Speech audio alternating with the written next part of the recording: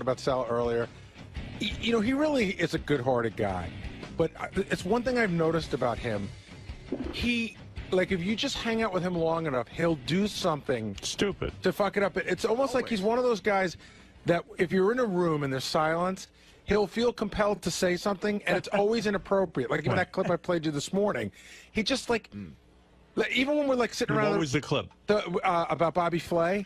About meeting Bobby Flay? Yeah, I didn't even understand that. What's this? This is from the wrap-up show. Sal was on the wrap-up show. You just give him enough rope on the... if you give him enough room, he'll hang himself every time, is what I want to say. Here he is from the wrap-up show, and he says that he knew Bobby Flay. He met Bobby Flay up here. What happened was Bobby Flay was walking around the lobby. Next thing I see, Bobby Flay and his wife are in Sal's studio. Sal's a huge fan, like really a big fan. So I guess he grabbed him and was showing him around. Yeah. And then inevitably he says something. Bobby Flay's got a super hot wife who's on Law and Order SVU. Yeah. So she's there, and inevitably he says the wrong thing. Yeah. Yeah. Listen to this. All he watches the Food Network now. Yeah, you were gay the day Bobby Flay came in. You think so? Oh, my God, yes. Well, you went out and found him, brought him back, and showed him around. I'm not even sure he was looking to see our space. yeah. It was a little uncomfortable. I said a few things that I might have. Like what?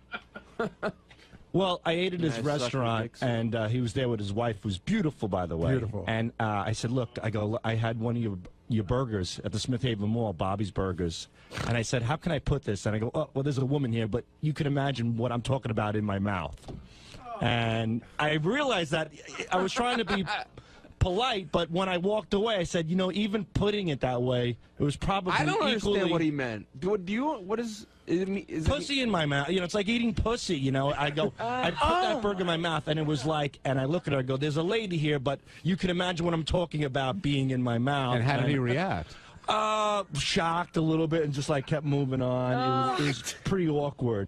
First of all, Sal is such a fucking pervert that, like, when you talk about food, yeah, he thinks about pussy. Yeah. And, like, you know what? And, like, pussy doesn't taste that great that it would be like, oh my God, this hamburger, this hamburger's so good. This hamburger's so good, it tastes like pussy. JD says, if a pussy tastes like a hamburger, if a pussy tastes like a hamburger, I love it.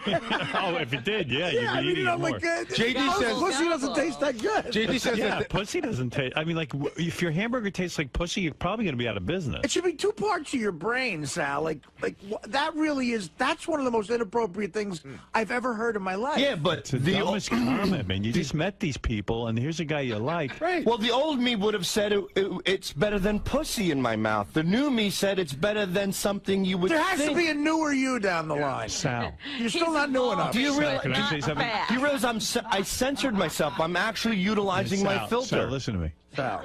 Sal, That's a filter? you're such a fucking nitwit. Yeah. Really? Yeah. Your filter's clogged. I mean, man. it's unbelievable. You're not to be trusted. No wonder your wife has an emotional friend. That's very mean to say. No, I get it. You don't know what the fuck you're doing in life. That is so whacked out. He thought he was doing a good thing. Right. Howard. Like, the guy probably looked at you like, I would be like, this guy's a fucking moron. And you know Bobby Flay, too, because you sort of, in a way, represent Howard at that point.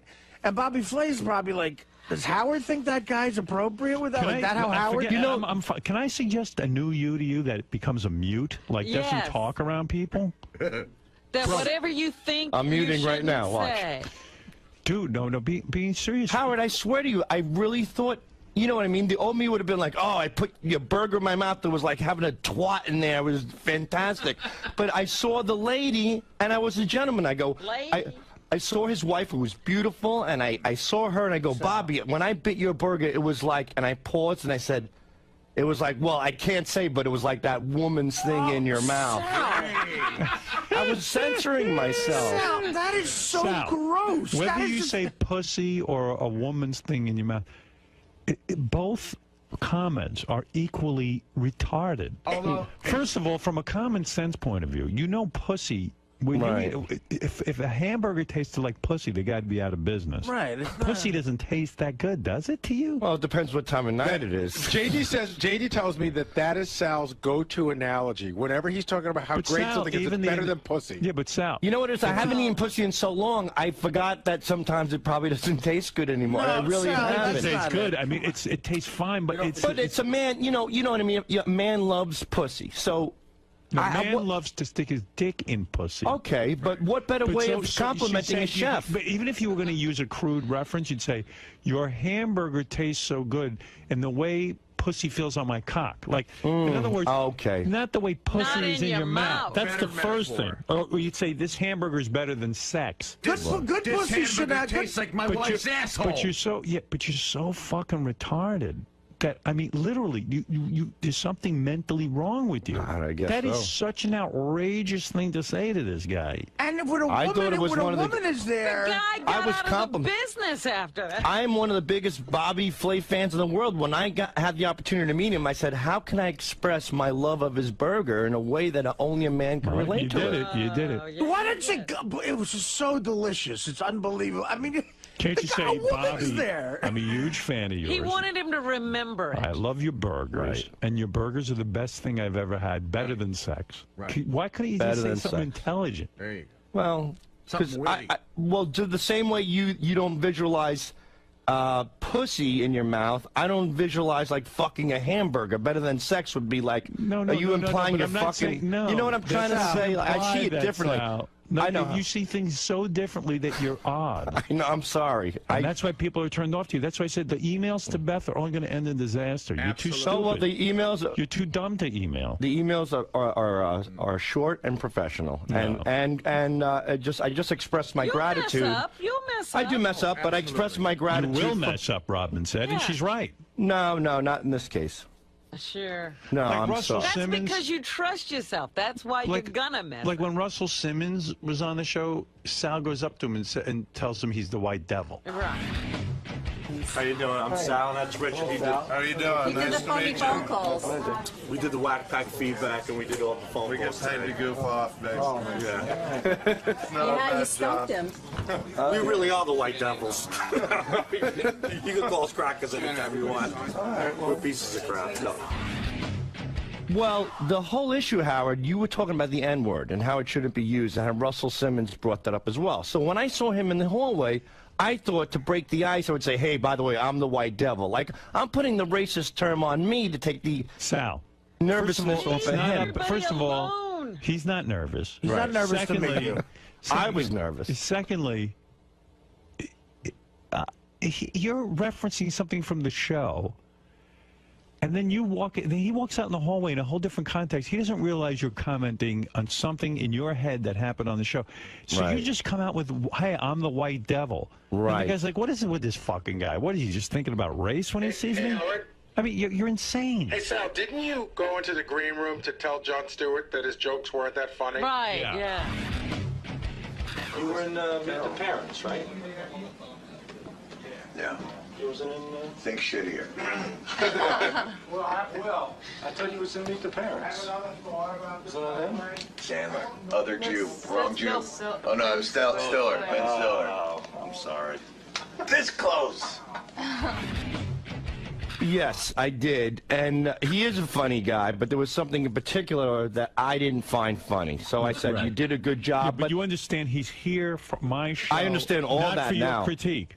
Yes, and it's been a good year and a half. I've gotten better. And in the same way, Bobby Flay, like, he's standing there with his wife. He just say, hey, you make a great hamburger. I'm a huge fan. It's my favorite thing to eat. Right. It's better than it's better than anything. My father owned the pizzeria. It's better than his pizza. You know, it's better than something. But you go, it's better than what a woman has between her legs. And I don't want to offend, but pussy. I mean, you can't. That's just the creepiest thing ever. It's insane. After I said it, I can't. It's moronic. By the way his wife looked at me, I had the feeling that even though I didn't say the word pussy, she still made the face as if I did. Yeah, it's By even the way, creepier what you're Sal, doing. What do you don't know when you're talking to somebody what their sensitivity is to any kind of crudeness.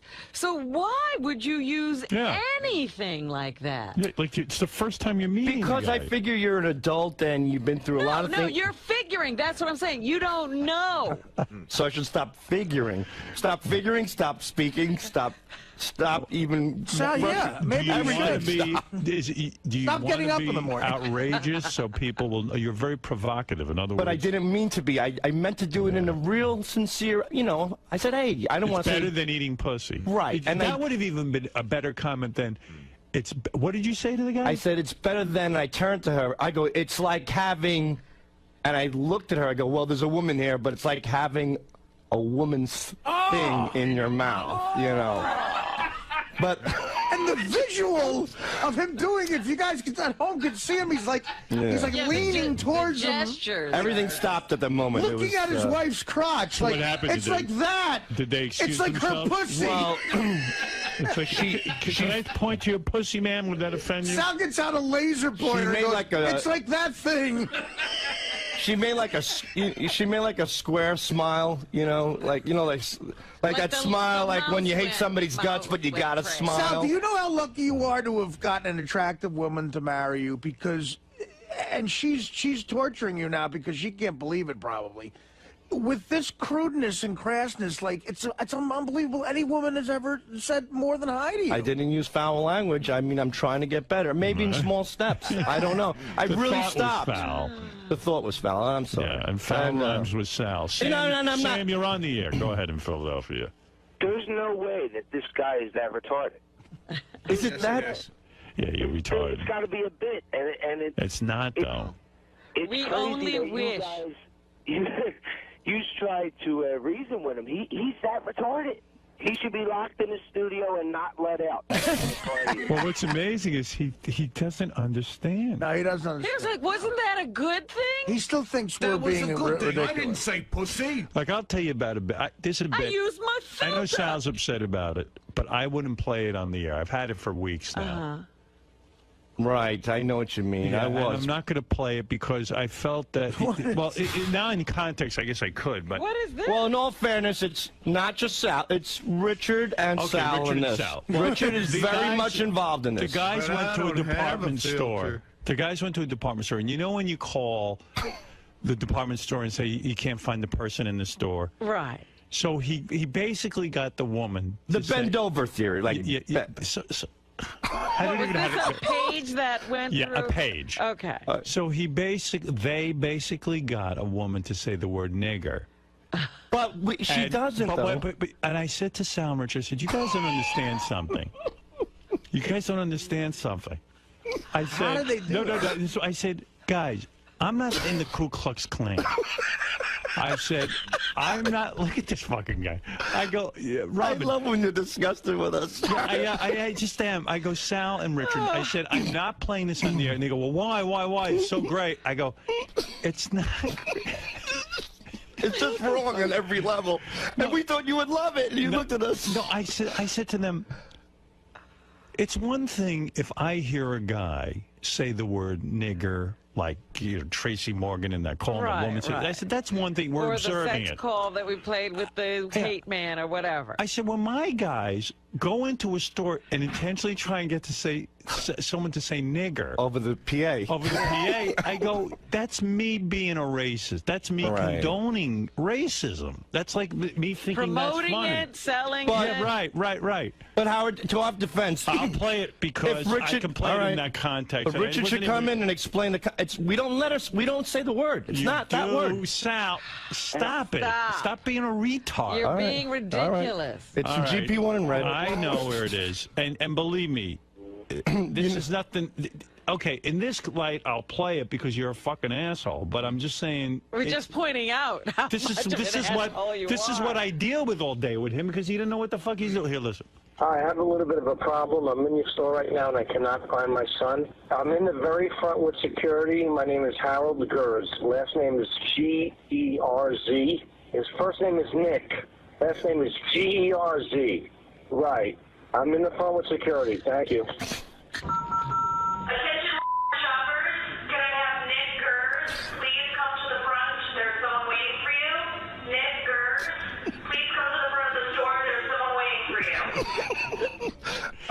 It was 𝗦𝗫𝗄𝗿𝗱.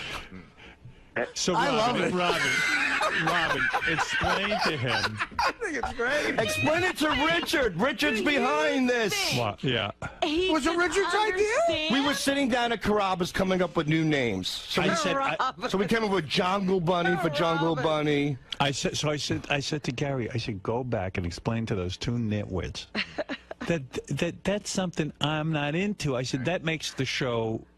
That means we're into the word, the N-word. Right. We want to call a sex line and have sex. Now, I know no matter what I say, Howard, you're going to give me the theory that I'm dumb, retarded, and I don't have a filter. But in this case, we thought it was clever to take that. Clever. We thought Nick-ers. Nicholas, yeah. Not Nicholas. Like, you said Artie will tell you, Nick-ers. bend over is hack, right? It's old school. We're taking an old element and making it different and breaking the barrier. Sal. That's like me saying shirt head. Right, all right. Howard, one more thing. I mean, Sal, it's not that revolutionary. You're right. You've come up with a brilliant take on Mr. Gers, Nick Gers. Quite honestly, I saw there was a bit similar to that. I think Dave Chappelle did it. It was called The Niggers Family. Yeah, but the last name was Niggers. And this is _𝗫𝗄𝗿𝗱. This is a name over a PA. Fred, you don't get it. Sal has come up with a revolutionary new way. But you didn't say. She didn't get on and say, "Is Nicholas Gers there?" No. She said Nick Gers, and you gave her the name Nick. You didn't give her Nicholas. Right, but... Okay, I'm just saying. And you had her say, niggers, please come to the front. Yeah. Niggers. Can you imagine the black people walking around hearing that? That's my problem with you. Can we do it again with Howard TV and just secretly take black people walking? No, I don't. Sal, I know. I'm only kidding. I honestly don't. I just think you're retarded, and that's why I'm in charge. I'm in charge of you because... You don't. What is he gonna do when you're not in charge of him anymore? You don't have any idea how much stuff I keep off the air. I think every day, 2 years, I'm definitely bartending somewhere in Queens. I don't know. Damien, you're on the air. Be long before 2 years. No bar's gonna hire you. Oh, thanks. They can't have you there. Yeah, Damien, you're on the air. Howard. When's it going to be that Sal's wife's going to have an intellectual friend to take over for some... Well, let me tell you something. I know more about Sal's wife's friend than you think I know. Mm-hmm. And the dude's not even a good-looking dude. It's just that he probably makes sense. Yeah. He's a little fat, ugly guy, right? He looks like Scott the Engineer, but shorter and wider. Hey. If I had to describe What's it. your wife's number? Are you kidding? I used to be a poonhound. No wonder she looks at me. I thought she was looking at me. I felt like a piece of Bobby Flay's hamburger. You can rope in any girl. Any girl who's emotionally down, so easy. You can rope them all in. How come you can't? That's how he got a wife. He knows. How come he lost her? Yeah, He didn't keep working it. Yeah, Tim, you're on the air. Brother, I got to say peace and love, peace and love. Peace and love, peace and love. Tell you, he is as crazy as he is. Those show in the halls are fucking hilarious. Sal is a brilliant, funny guy. Thank you, guys. He earned his place here. I'm telling you, but there's just certain something in his brain that there's no end, like there's no line there that he doesn't know not to cross. Saying to Bobby Flay, your hamburger in front of his wife and it tastes like pussy, and I mean, it's even to say there's a lady here, so I'm gonna be really inappropriate, and I know it. You know what it's like in life, like, like you're good at the roast and stuff, but you don't turn that off. Like, you think it's appropriate to say that kind of shit everywhere, and it's not. Like, I have a friend. And not to everybody. I have a friend, me and him, like, say, like, the Honeymooners or Goodfellas so well that we could talk to each other in that language, and we get the references. Mm-hmm. He doesn't turn it off when we're in front of other people. No. Like, he'll do it, and the people have an odd look. Knows, right, yeah. And they'll think he's retarded. And I'll go, well, of course they do. They don't know what we're talking about. Like, you got to have, there's appropriate times for appropriate things. Yeah, well, go explain that to him. Jerry, you're on the air, Ronkonkoma. Hey, Ronkonkoma. What's up? Hey. My dad's first pizzeria in Ronkonkoma. Yeah. First of all, it's a pizzeria. Pizzeria, yeah. Pizzeria. I've been there since I was 7. I'm now 27, so I've been there 20 years. Oh. That was the place where next door he was banging the beauty salon lady while she was cutting my hair. My mother came in and beat the shit out of her. Your mother beat the shit out of the lady? Yeah, my dad used to... Why did she beat the shit out of your dad? Well, because he beat the shit out of her more. You know? Jerry, go ahead. He was stronger, that's why. What is your comment, Jerry? Howard, doesn't he realize that he's a reflection on you and the show? Now, if you're in the Hamptons with your wife and you run into Bobby Flay, the first thing this guy thinks is, oh, this fucking asshole. Well, fortunately, I hide out, so no one will find me. But he's right. He makes a good point.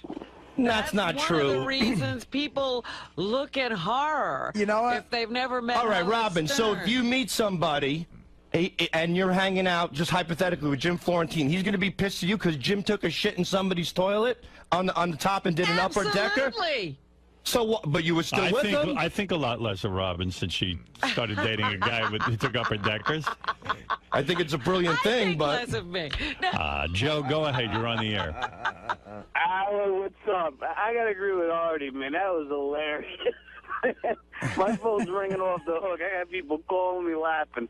That's good stuff. I don't know What do you mean, the Nick Gers? Oh, you're saying Nicholas Artie agrees with this? It's just, listen, does it make me laugh, the idea to do that? Yeah, but it's not a brilliant... I'm laughing, Joe, but it's not a good thing to do. Yeah, Joe, we're all laughing at it, but I couldn't sit there and play that in any kind of context where I'm condoning it. Because now he'll make a run on department stores. Yeah, I mean, if I had heard that on the internet, I would play it for you. But if it's one of my guys going around trying to trick people into saying niggers, You know, if someone... listen, man, F. Jackie loves you guys. All right, thanks. If it just happened and you didn't plan it, like if you asked her to call Nicholas Gers, right, and then she herself did that, and you hear that, you go, wow, that's funny, it's an odd thing, but it's not some brilliant thing to get her to say that. It's not a brilliant take on Well, you liked it and you laughed. That's all. No, I know, but it's not a brilliant take on the bend over bit. No, you don't. I You get never it. know what I mean. Eric, go ahead. You're on the air.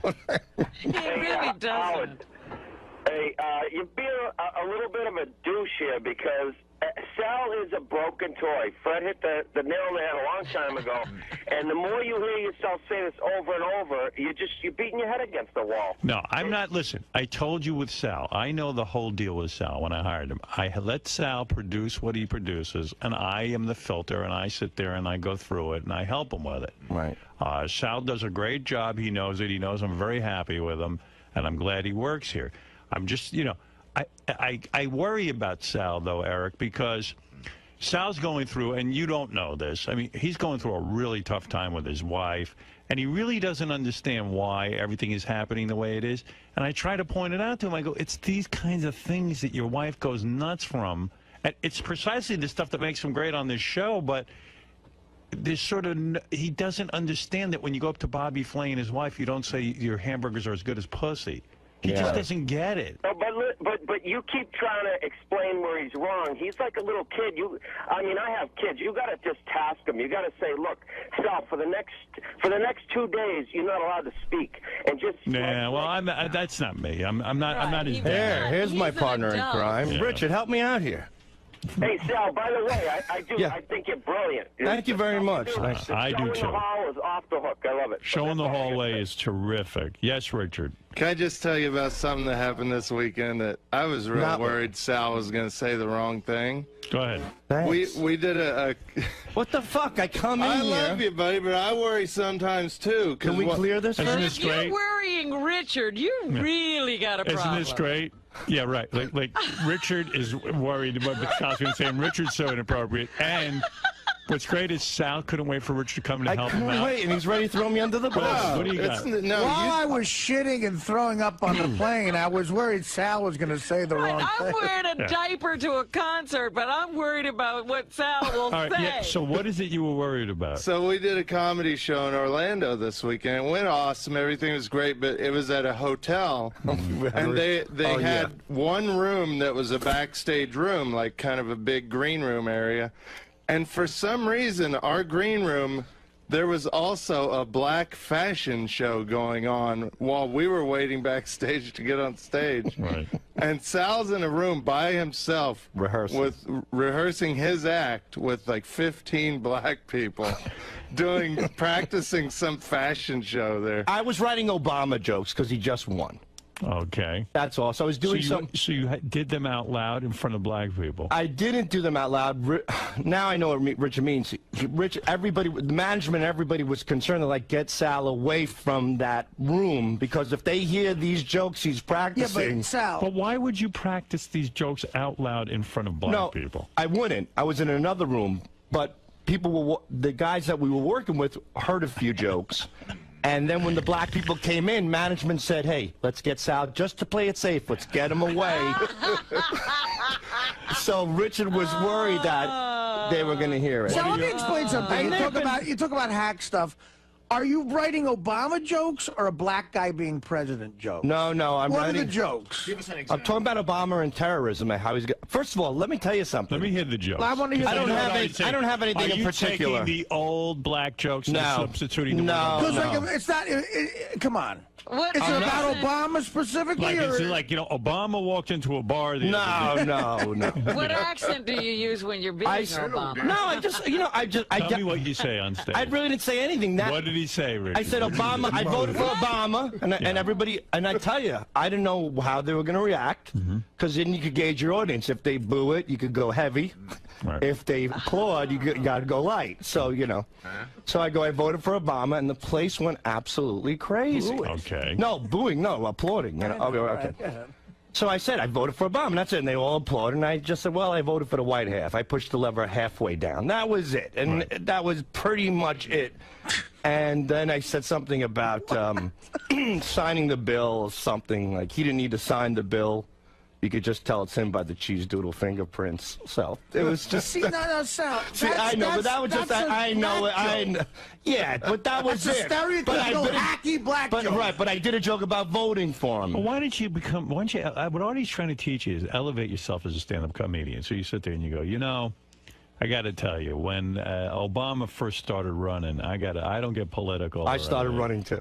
Yeah, well, maybe. I started running for the hills too, or whatever. Right. I was so against Obama, and I voted for him. And I got to admit, I felt good the other day when I saw him.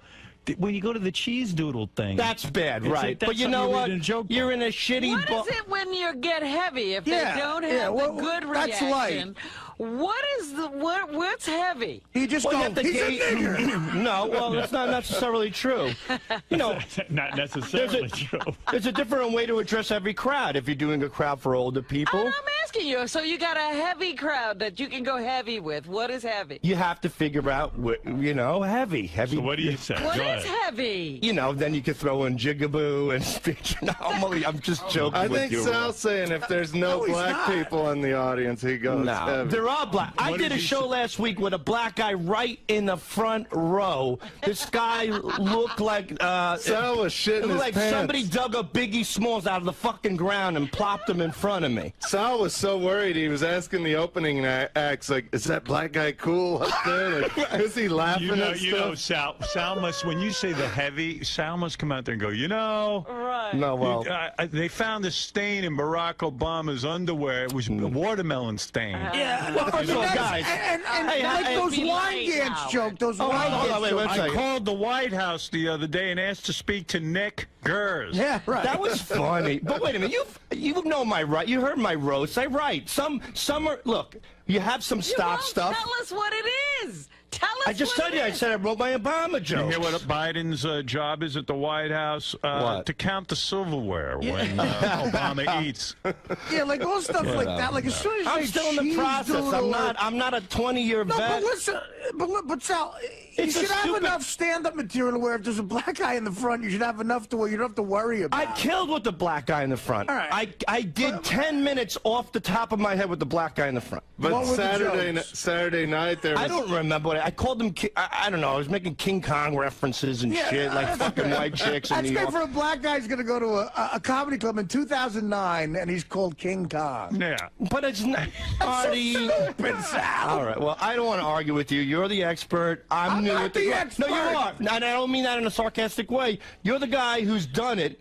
I'm still in the learning process. So today, King Kong, tomorrow, something a little more clever. You have to call a guy in a club King Kong. I didn't. I was, you know. He was big and black. What am I supposed to call him? You don't have to reference the guy at all. Well, I had to get the pressure off the audience. No, you don't. Why? What pressure is on Because the they see a big black guy in the front, and they know I have. No, you guys have made me out to be a racist. So when I get on stage, here's a racist guy plus a big black guy in the front row. What's going to happen? I have to diffuse that combustion. So I have to break the ice. Diffusing it by saying jokes that aren't racist. Sal, again, you don't even know that that's going on in the audience's mind. They're just there to have a good time. They don't know that there's combustion. I think there is. Well, you know what combustion is?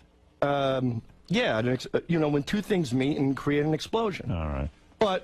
And that's what I was trying to do. Why not just have security chain the guy up like King Kong and reel him out on the stage? That would be great. I might do that in my act next time. I'll call security over, have him removed. He's not coming clean with the jokes either. No, I am.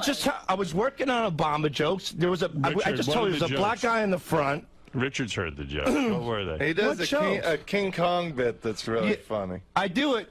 This guy was in the front row. He had a white girl, and I said, King Kong, you know, you good for you. You're banging. I don't know what I said. You're banging the white bitches, you know. And I called him King Kong. And then I made a thing about King Kong's girlfriend. She probably smokes Newports, and she has a restraining. You know, she would have a restraining order. That's against the hacky them. shit of all. No, it's just something. It is, Sal. You don't even know what a hacky is. It's like that. No, I don't know anymore. I mean, all right. it's horrible. I stink. I'm horrible. Please don't see me live. I'm never good. Nobody ever laughs. You don't even Sal, know. I'm not saying there aren't morons who don't laugh at that, but it's okay. Well, then my audience is. I don't think they're morons. They're there to have a good time. But do you I am not King Albert Kong's girlfriend's name? Hold it, Sal just admitted he's not Albert Einstein. I'm not Albert Einstein. Sal, in other words, let me tell you something. I'm learning. I'm in a learning process. A comedian, when you go to pay to see a guy at a comedy show, he should be funnier than the funniest guy in your office at a water cooler. Like, smoking Newports with the cheese doodles, that's what the funny accountants have. Right. That's the shit a dentist would laugh at. Right, okay. Like, you should be, they're going to see a professional comedian who should enlighten them a little more. Well, I'll work on it. Thank you. But do you know King Kong's girlfriend's name?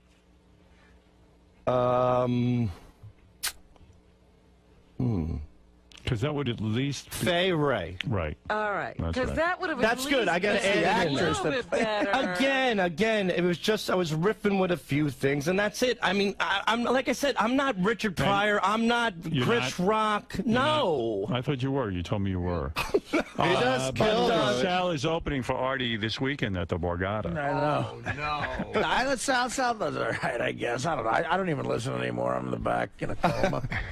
All right. Well, that's all. I'll try my best at the Borgata. I got to defend my honey because he did great this weekend. Listen, I'm not saying people don't laugh, but that's the worst thing for someone who's hacky. Listen to me. When you All right, Gary, what do you have in your mind? I just, you know what, with his two books that Sal keeps in his office, and we just think it's funny, you know, considering the conversation. It's the Friars Club Encyclopedia of Jokes. Right. And then my other favorite one is, it's called Black Like You. It's about white people who dress in blackface for comedy over the years. Both gifts. Both gifts. Hey, not did you part. guys see this on the internet? So Arnold Diaz, you know, that reporter who does... Yeah, sure. Shame on you. Shame on you segment. There's a guy who has a bakery down in the Village. Very popular bakery, very successful. Celebrities eat there. Famous politicians. Everybody goes to this bakery. Are you not saying the name for a reason? Because I think I know. No, I'm not. I just don't know the name of it. Oh, okay. He says it in the report. All right. So anyway, the guy who owns it has been making, what does he call them again? Drunken Negro cookies. Jeez. What do they look like? Since Obama got in office, as a celebration, he claims. He's like a Sal type. Right. He calls them drunken Negro head cookies. And they're these Negro head cookies? Negro head cookies. And they're big black cookies with big lips and the old Sambo-looking thing. And then they interview some people on the street, and it turns out they claim, the people on the street say when they go in there, he calls them drunken nigger head cookies. And he's like, no, I don't say that, and these are very acceptable, and it's like, so Sal. That's not me. Again, that's just a guy, you could tell he's got race on his mind all the time. You know, so. Much like our Sal. No, that's not true. Absolutely. It's not. True. It's not. Why would race be on my mind? It's just a part of life. We live in an environment where we have all different races and certain things happen. And you never see a person. You see black. Well, I'm not looking at somebody who's orange in front of me right now. You're black, and I'm white. Black. But what do you see right now when you see me? I see a guy. All right, and I see a woman. I see a jerk off. You see a black. All right, Sal, thank you. Good job with Show in the Hallway, which is on Howard TV right now. There he is. Sal, the former stockbroker. Yeah, no more stockbroker. I'm the racist. And fortunately, I'm white. White women, you shouldn't drink and do drugs because you might end up with black men. White women don't have sex with black men. The important thing here that we can learn from this is A, black people drink and do drugs, and B, white women don't have sex with black men. Right. I sincerely mean this. I sincerely stand behind the fact that I'm not joking, and I'm the racist. Thank you very much for understanding, and I greatly appreciate your...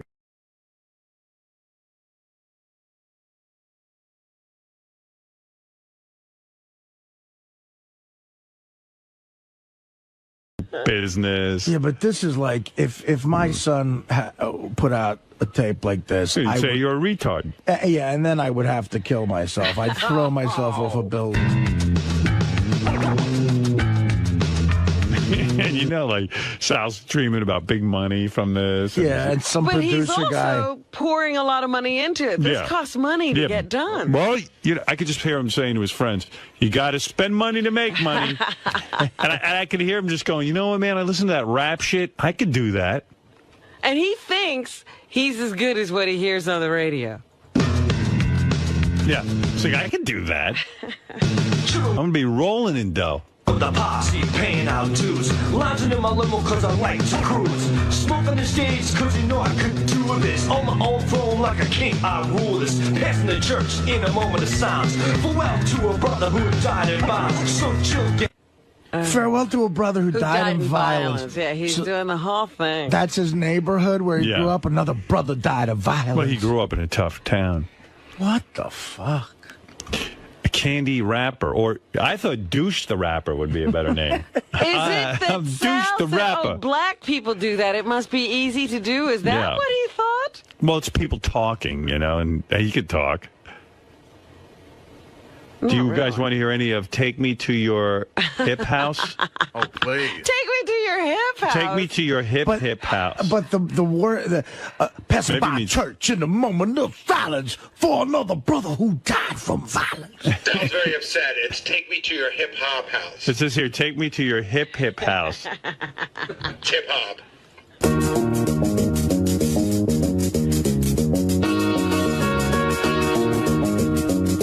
Yeah, coming at you. Now baby, get the feeling of the rhythm that I'm dealing to your body and your soul. So let yourself take total control. So wet 'em and spread 'em and make 'em nice and wide, and get my bass, put it to your face, girl, till it's ready to slide inside. And with one touch, not too much, I'll make you see to feel you need. With this jam, I'm ready to slam. I'm going to make so much money. Wigger? No, it was one of another one of Sal's get poor quick schemes. I'm very poor, and I'm going to make myself poorer. No, but being on this show is a get poor quick scheme. Right. Mark, you're on the air.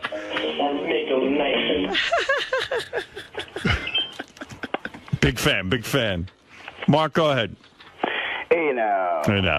Yeah, I love it. It's some pretty good rap there. You should go head to head with Isaac. Yeah. Douche the Rapper. I love it. All right, thanks. Such a fag. Yeah. Another brother died through violence. Jonathan, you're on the air in Los Angeles. Yeah, it's Vanilla Sal. Vanilla Sal. There you go. Vanilla douche. You're a douche, Quillo Sal. Run the young douche. All the young douches. So come on, girl, just lift your feet and house me, house me. To a hip hop house. Rouse me. To a hip hop house. Yeah. How much money did Sal fork over to some producer riffraff fucking thief? He'll never be honest, you know, but I bet you he spent at least 10 grand on all this. Oh, God. At least, minimally. Because Hulk Hogan's trying the same shit with his daughter, and what is he up into, $5 million? 4. I mean, that costs a lot of money. 4, but who's counting? Yeah, his old man's like fucking selling pizza. Dude. How much money did you sink in? Tell the truth, dude. Sal, I love you, but that is, I mean, we all do It's stupid. all, I know it's garbage. Right, it makes me cringe. About 7 grand. But the thing is, poor scheme. But Howard, I got to tell you, I got scammed into some of this stuff. I mean, I actually, somebody duped you. Somebody told you were good. I actually sent that piece of shit out through the back of a newspaper. It was, and it says, "We can make you a star." So I sent him that stuff. Wow. And he calls me up. He goes, "This stuff is hot. You got to get down here right away." Yeah, and then he charges you. Yeah, and they charge. And you're the idiot who paid. I'm the idiot who paid. I really believed it. Well, God. the funny thing is that I always had the, watching. You know, this is like something that, like. The local news always sends the local consumer fraud reporter out. And there's only been 1 million of these. They say, if you go to a modeling agency or you go to a song, a record company, and they say to you, you're your next big star, but you're going to need to put up some money. Yeah. Get out of there. It doesn't work like that. Right, that's the template for Shame on You. Is what right. Shame on You segment. Younger comedians or sometimes people who want to become actors, they ask me for advice. I'm like, the only thing I can definitely tell you for sure is if you go to a manager and he goes, "I'll manage you, but it costs this much," that's bullshit. A legit guy will never ask for money. When you go there, so the guy said, look, this is great, but what did he say? He said, you're going to have to put up the money for the recording? He said, yeah, but it was such a setup now that I look back. First of all, it was bad photoshops of him and the Fat Boys on the wall. Yeah. And I always thought, back then I didn't put 2 and 2 together, but now I do. And you do? And him you really think you now put 2 and 2 together? Now I do, in retrospect. Then I was like, I finally made it. This guy's got pictures with the Fat Boys, whatever. And he plays the tape, and he stops the tape, and then he calls in 2 people, go, "You got to listen to this." Like 2 other people. They're probably still laughing about you. Those 2 people were cleaning the toilets. Right, but no, it was obviously like those 2 people were maybe on standby, and this was a routine he was doing. So he plays it, and their jaws drop. This is it. This guy's the hottest thing ever. Oh, my God. So he goes, listen, I'm going to send you out to New Jersey. I want you to meet this guy right now. He goes, we're going to make a hit record. This is going to be big. You're going to be huge. It's going to be fantastic.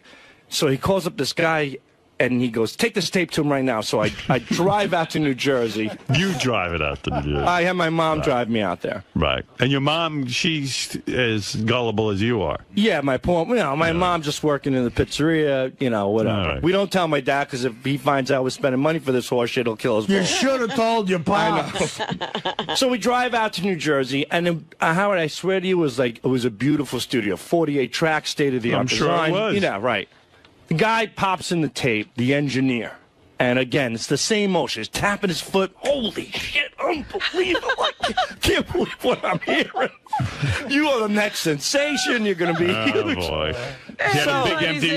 He had a big empty recording studio, so he had to make a deal with the devil. Yeah, dude, there were cobwebs all over the place. So he's like, this is it, huge, blah, blah, blah. So now I'm convinced, finally, like you said, Ralph Cramden finally got the pot of gold at the end of the rainbow. So he sits down, he goes, okay, this is what we're going to do, 48 track. He goes, we're going to get singers in here. He goes, we're going to get backup singers. We're going to get guitarists. We're going to get keyboard players. We're going to get some of the best of the best. He goes, we're going to work this day and night. You're going to have a hit record. It'll cost you $7,500.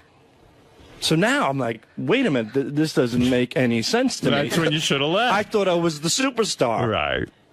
So I go, okay. So now I left. Okay. Did you say to him, gee, I thought the record company's supposed to pay me? Well, I didn't say to him because I didn't have the balls to do that because I was so pumped up. Right. I felt intimidated to say, wait a minute. How old were you? I was 16. And think how much of a dirtbag that is. He sees a kid and he's playing on his emotions. Just shows you how stupid you are, though. Like, thanks, man. They wait for people like you. You're the mark. Right. Yeah. So and even, did you ever watch television news and they go, shame on you? Well, hold on. To follow up, you might be a little proud of me. Right. I went home. I go, I don't know about this. This seems a little fugazi. So I go through the yellow pages and start calling recording studios myself. Now I go legitimately to a recording studio. I play him the tape. The guy doesn't tap his foot. The guy doesn't snap his finger. The guy doesn't call anybody. He plays 10 seconds of it. He goes, yeah, what do you want to do? How many hours you want? Right.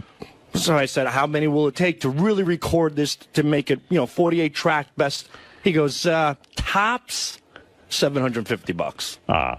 So I'm like, beautiful. Now, this guy recorded 𝗦𝗁𝗲 and a lot of great artists. He was out in West Iceland. Legitimate place. He wasn't giving you the musicians and stuff. So no, he was the other guy was for $7,500. You get all the musicians. Everything. Right. Well, what had happened was that package deal. This guy, if you put it together, the manager who called me, he's in cahoots with recording studios that want to fill up dead time. You think? Well, that's exactly what Howard said 5 or 10 minutes ago. Sal's just figuring this out now, 30 years later. Sal's like, wait, I think I've put this all together. So I go back to you went back to the $7,500. My manager, thinking he was going to be so happy that I can record this masterpiece and afford it.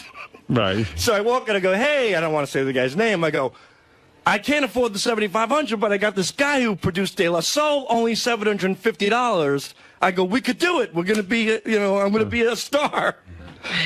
So he looks at me and goes, what are you kidding me? That guy's a piece of shit. You're an idiot. You went over my head. I was about to make you a star. And he goes, you did. He goes, you want to make it? I go, yeah. He goes, then you stop right now. You listen to me right now. You get that $7,500. He goes, right. He goes, you might not be able to afford $7,500. He goes, but I got another guy I want you to see in 𝗪𝗃. Wow. So what'd they get you for? Did they end up getting you for the full $7,500? No, so I go to the guy in 𝗪𝗃, and I get the same rap. Right, and how much But was the guy in 𝗪𝗃, this was even better. What? He pulled the best scam on me ever. So I go to 𝗪𝗃, he goes, man, he goes, listen, your manager's right on the money with this shit. So on the money. He goes, can I ask you one question? I go, what? He goes, can I make a phone call to another record company? You didn't sign with him yet, did you? So I go, so good. So I go, no. He goes, man, he goes, if I make a phone call to this company, he goes, I think I could get you the hottest deal. He goes, this is so hot. I know these people, and the guy you're working with is great. He goes, but I think I could get you a better deal with this record company. So I go, sure. He makes like some fucking phony phone call in front of me. Right. You're an idiot. You are an imbecile. He puts the phone by the speaker. Yep. Right. He goes, yep. He's going right, back and forth from this. I'm like, wow. I go, this is unbelievable. I go, now I got two guys. It's a bidding war for my music. Right. And I fall for it. And then you're an imbecile. This guy hooked me. He hooked me. How do those guys sleep at night? And how much did he hook you in for? That guy originally gave me a price for $4,500. Yeah. And how'd they get you up? Well, no. He got me for $4,500, but it ended up costing me with him. I went to the bank and I took out a loan with interest and everything. Yeah, and my mom co-signed it. Almost retarded. Your mom co-signed. Yeah, but I paid off every nickel. Good for you. So, yeah. And that was, and then, go. so now I record this piece of shit. By the way, Howard, the final product of that 48-track recording is Shake It, which Fred plays all the time. Yeah, we like that was the masterpiece. That was the This is the fine. Yeah. I like Take Me Down. So this is the 48. This is the single. Yeah. I can hear the difference. Yeah. Feel like a number. You so hot. The other musicians are all in on it, I guess. Yes, and Al Greenwood from Foreigner did the keyboards on Hey, it. can I ask you a question, though? When you went back to the guy for $4,500, did you ever say, but I found a place that could do for $750? Yeah, I just did that. I went back to my manager, go, I got a great deal. So he goes, no. But how much money do you think these guys can make? $4,500. Well, what happened? The guy has They the are studio. bringing in musicians. They brought in and stuff. legitimate musicians. They had to pay them something. Yeah, I don't know. But the funny thing was, without a doubt, I was never there for these recordings because these. Did your mom or you ever say, gee, I thought the record company is supposed to pay us. We're not supposed to put up the money? What record company? Right. Yeah. I always thought that. You know, you always read about these rappers and how, you know, they became overnight successes because they found a guy who took them under their wing. You know? I was a guy, I was the jackass that walked in. So after I recorded this and I was going to be this big star, all of a sudden, all the negotiations fell through. Like the record company from this guy who, the new engineer who called, didn't get back to him. I go down to my manager. I go, hey, we got the final product. He goes, great. He goes, I need you to go to this tape duplicating business and make 500 tapes, cassettes. He goes, I have to send them out and distribute them to all the record companies. How much so did I that said, cost you? yes, well, that's the thing. That cost me another $1,000. So I said to the guy, well, but hold on, man. So I go, I said, look, I really, You're an asshole. But he's only 16. I know. You're a fucking idiot. Sad. What a moron. Yeah, so I go, okay. You know, at 16, this might have happened. And I'll never forget. Sal, I could fucking get you a record contract if you give me 10 grand. I know. I go to Deer Park with this. I'm so deflated with this tape, and I pay that. So that's $5,500. So you make the 500 copies. Do you bring the 500 copies to the guy? In a truck? In 2 Bloomingdale bags. Right. Like they weren't, by myself. 500 copies. Yeah. Now I'm a delivery boy, and I'm delivering 2 sacks of shit. This is paying Do you they dues. do they keep you waiting in a waiting room? Well, I knocked on the door, and I waited, and I waited, and I get in, and I say to the guy, I go, hey, I got the tapes. And the funny thing was, he goes, what tapes? Like, can you remember what it was? He didn't remember where he was in the story. I got three scams going on every morning. Dude. I can't remember. The only thing valuable was the bags themselves. They probably threw out all the tapes and saved the bags. Oh, they definitely did. Because when I brought the tapes, he says to me, Howard, he goes, where's your 8x10s? I'm busy making a baseball cap for a kid. I'm going to get on the Yankees. I bring him the tapes. He goes, what is this? I go, these are the tapes. And he looks at the bag, he looks at me, he goes, where's your 8x10s? How much is he charging for that? Well, he said me to another guy for the 8x10s, and that was like another $700. Jeez, what a record. He was hooked up with everybody. Yeah. And that's when I officially became G-Man, because Cool the Candy Rapper wasn't a hot enough name. He changed me to G-Man. So I go out to Brooklyn to take these photos. And because all the best pictures are taken in Brooklyn. So that's 6,200. Right. So I get up to Brooklyn, and I'll never forget. Do you think you're an imbecile? No, not. They thought I was. No, but you are, you know. At that point. But I mean, you've got to even sold on a dream. So many people fall. I mean, when come on. No, Howard. When you're so okay. Why do you think they're in business? You think he's the only one they made? But I've never actually met someone who fell for it. Like, this is amazing. Jeez. Well, it's not over yet. I go to take the pictures, and here I am. I think I'm a star. You know, I got my. What kind of pictures did you take? Like Oh sexy? my God! This guy had like this cheap piece of shit backdrop. It was like pink paper. And he rolls it down. It's a tiny room. He's got a sink and a little oven. He's cooking like Campbell's soup. This guy looked like he was smoking crack all day. So the photographer. Here's the funny thing, Howard. When I walk in, he goes, "Who are you?" He goes, "Who are you?" That is the greatest. Where are your tapes? I'd love to make a movie about So I this. go, I was sent by so-and-so. And he goes, oh, okay. He goes, do me a favor. And he's eating the soup. He goes, roll that down and just tape these corners. So I have to roll. Oh, my God. I roll, but He doesn't even- so cheap. Yeah. So fucking cheap. And you know that paper So backdrop. didn't that give you an idea after all these? No, I just keep thinking, I'm a star. This is what you need to do. I'm paying my dues. I taped the paper down, right? He goes, just roll it. He goes, there's duct tape there. I go, okay. I didn't care. He was eating. Now take your pants off. No, well, it came close. I step on the paper with my shoes. Yeah. And the fucking guy slams this thing, goes, "You fucking imbecile!" He goes, "You got stains all over the paper. You know how much that shit costs?" He reaches for a can of pencils. Yeah. Gives me pencil erasers, got me on my knees, and I'm erasing the foot scuff marks on the paper. Not only do you pay to have Yeah, this he's done, yelling you at me, and clean. You have to clean his room. And you gave him $700 cash at the end of the No, shoot? that my mother covered as well. Oh. So then... What's with your mother? She, you know... She's got less sense than you. No, if you grew up in my house, believe me, I think she probably realized I was an imbecile, but she took sympathy on me. Like, I don't know, maybe she wanted to declutter all the shit in my head.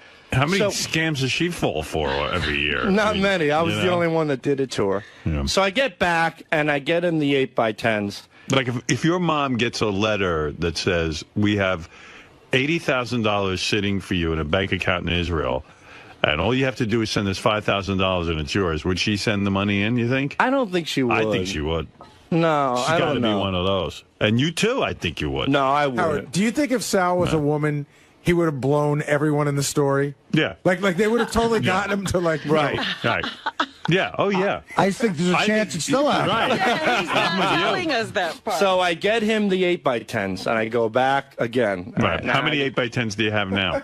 I don't know. They tell me it's like a whole case of this stuff. I think I have still a few at home. They're awful looking. You could tell there's nothing put me. He's like, stand there, don't move. 2 snapshots. They threw me out. And that was it. Oh, $700 my God, they're like $700. passport photos. Yeah, and there's people in the waiting, like not in the waiting room, like in the lobby there. Yeah. It was like a fat soccer mom with her 2 ugly kids that she thinks are going to be eventually like, you know, Oh, they're idiots. beauty pageant. Oh, they're idiots because they think their kids are going to be models. Your mom thought you were going to be a rapper. Wait, hold on. They fell within the same idiotic realm Right, we exactly. were in. You know, we're all in the same group. All right, so you bring back the pictures. Now you have the garbage bag full of tapes. I have 2 garbage bags full of tapes. Well, at least you brought them in garbage bags. You saved the guy the trouble of having to put them in garbage bags.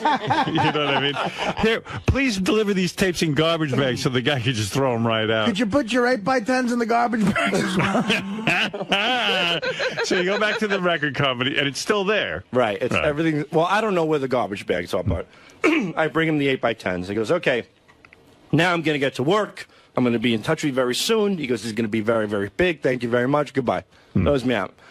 A couple weeks go by. I call him up. I go, hey, you know, what's going on? And he's like, look, I'm very, very busy. Don't you understand how this business works? He goes, how the fuck am I supposed to make you a star if you're not giving me the opportunity to get your stuff out? He goes, did you get me the tapes? I was like, what?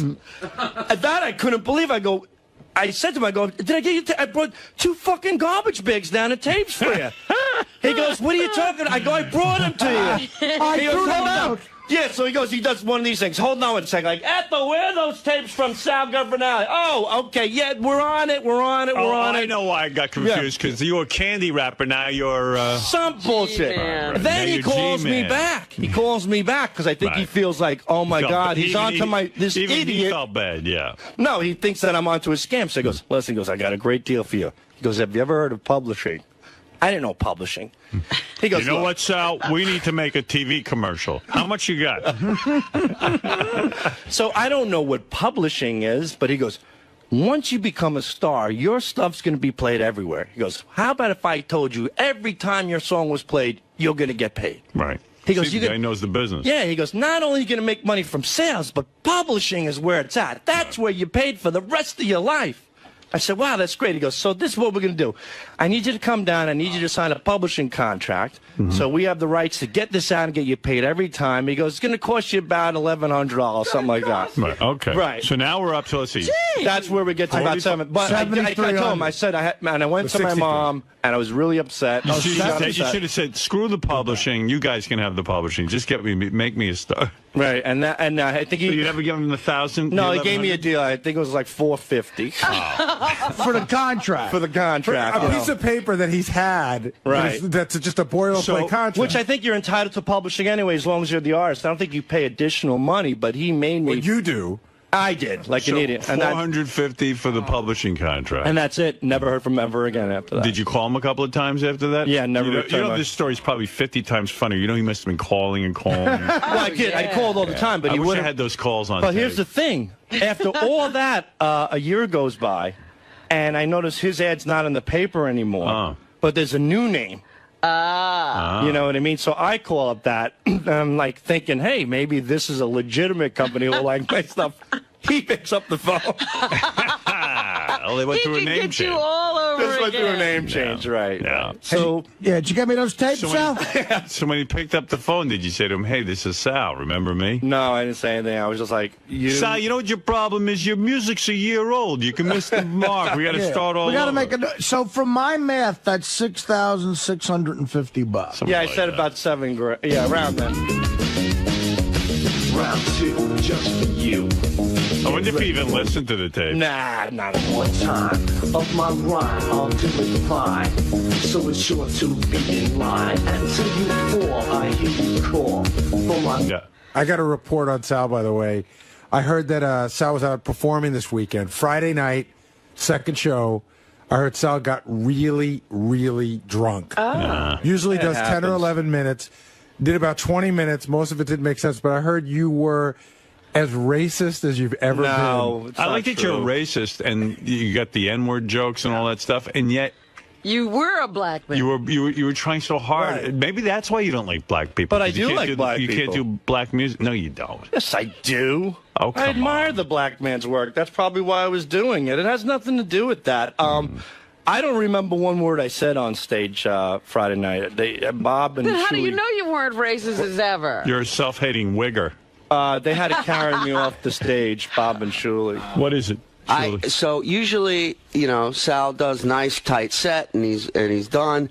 He was rambling for over 25 minutes, I think, on stage. Just like Lenny Bruce. Just drunk out of his mind. And you know he's drunk because he starts talking to the audience, like asking them how they're doing. Dude, what are you doing drinking on stage? You're not don't at you that have any point. professionalism you're there You to don't have the show. right to do that. I don't have the right. I apologize. I did 4 shows, and one of the 4 I got drunk. I've been doing stand-up with these guys for 2.5 years. That's so not cool. But it was. He's never done. I mean, it was never this bad. And at one point, I go up on stage because it was a smaller type room. The audience can all see me there, and they're like, "Go get him!" They're like, "Go get him!" So I go up on stage. I grab a second mic, and I'm like, "Sal Governale."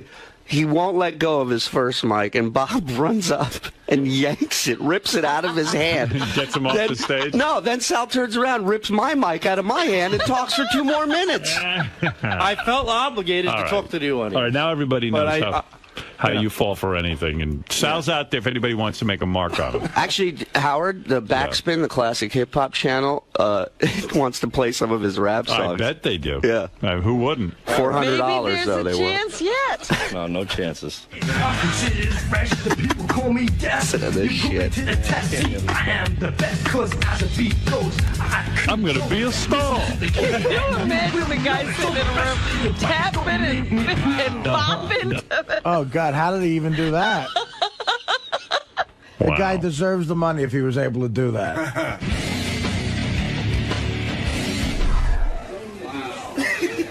Yo, G-Man, you remember any of your rhymes? Want to bust some out? Come on. I don't remember. Come on. Dude, come on. Dude. I'll beat. I don't remember. Yeah, you rap. and Shuli, come on. Come on. No. Like old school, like the old days. Come on. No, I don't remember. The Howard TV viewers need this. Richard's a great beatboxer. Right, Rich? No, I've had enough. Everybody wants to rap. Everybody wants to. Who's this? Is this Isaac? Fuck Bubba.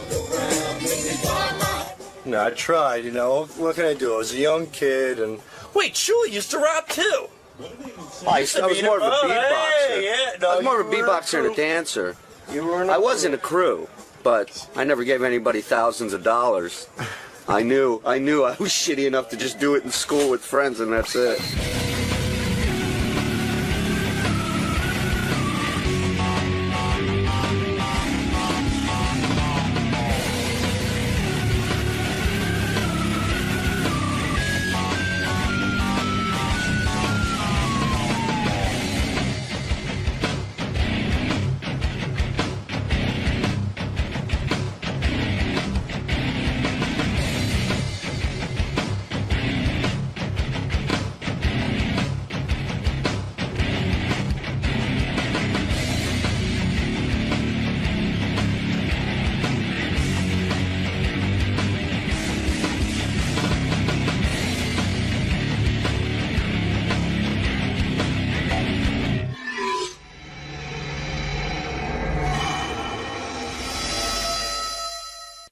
about Scott the Engineer's story, how often he edits his son's music. Oh, okay. During work hours. More information? Well, I'm hearing some things. All right.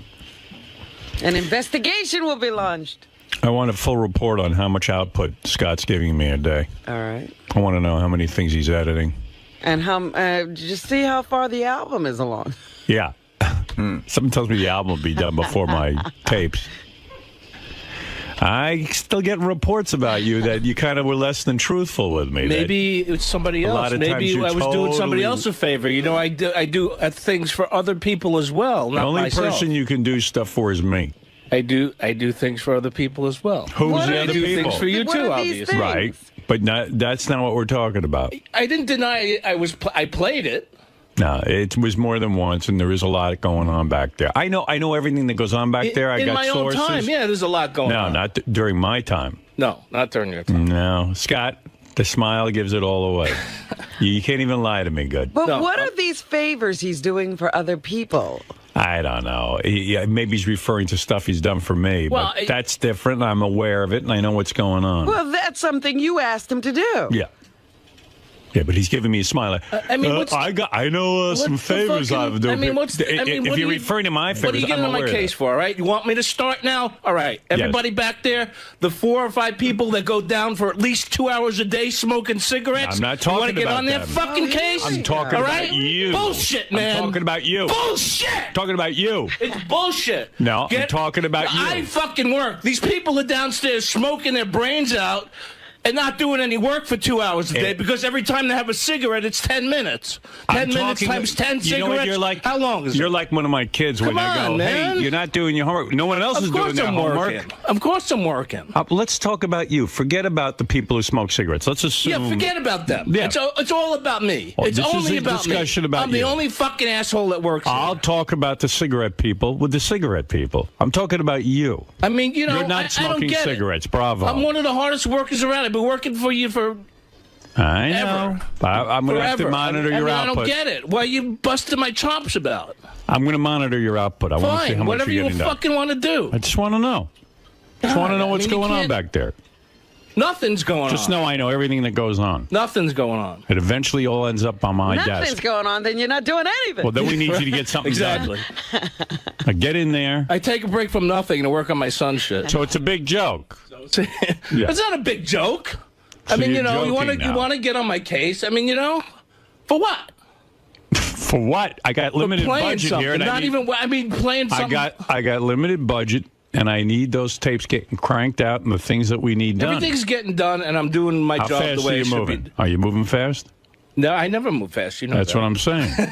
Of course I'm moving fast. You don't have time to be sitting with tracks. Let me ask you something. Everyone knows what's up. Is the album done? Your son's album is done? No, I'm working here on weekends doing stuff. No, it's not during the weekends only.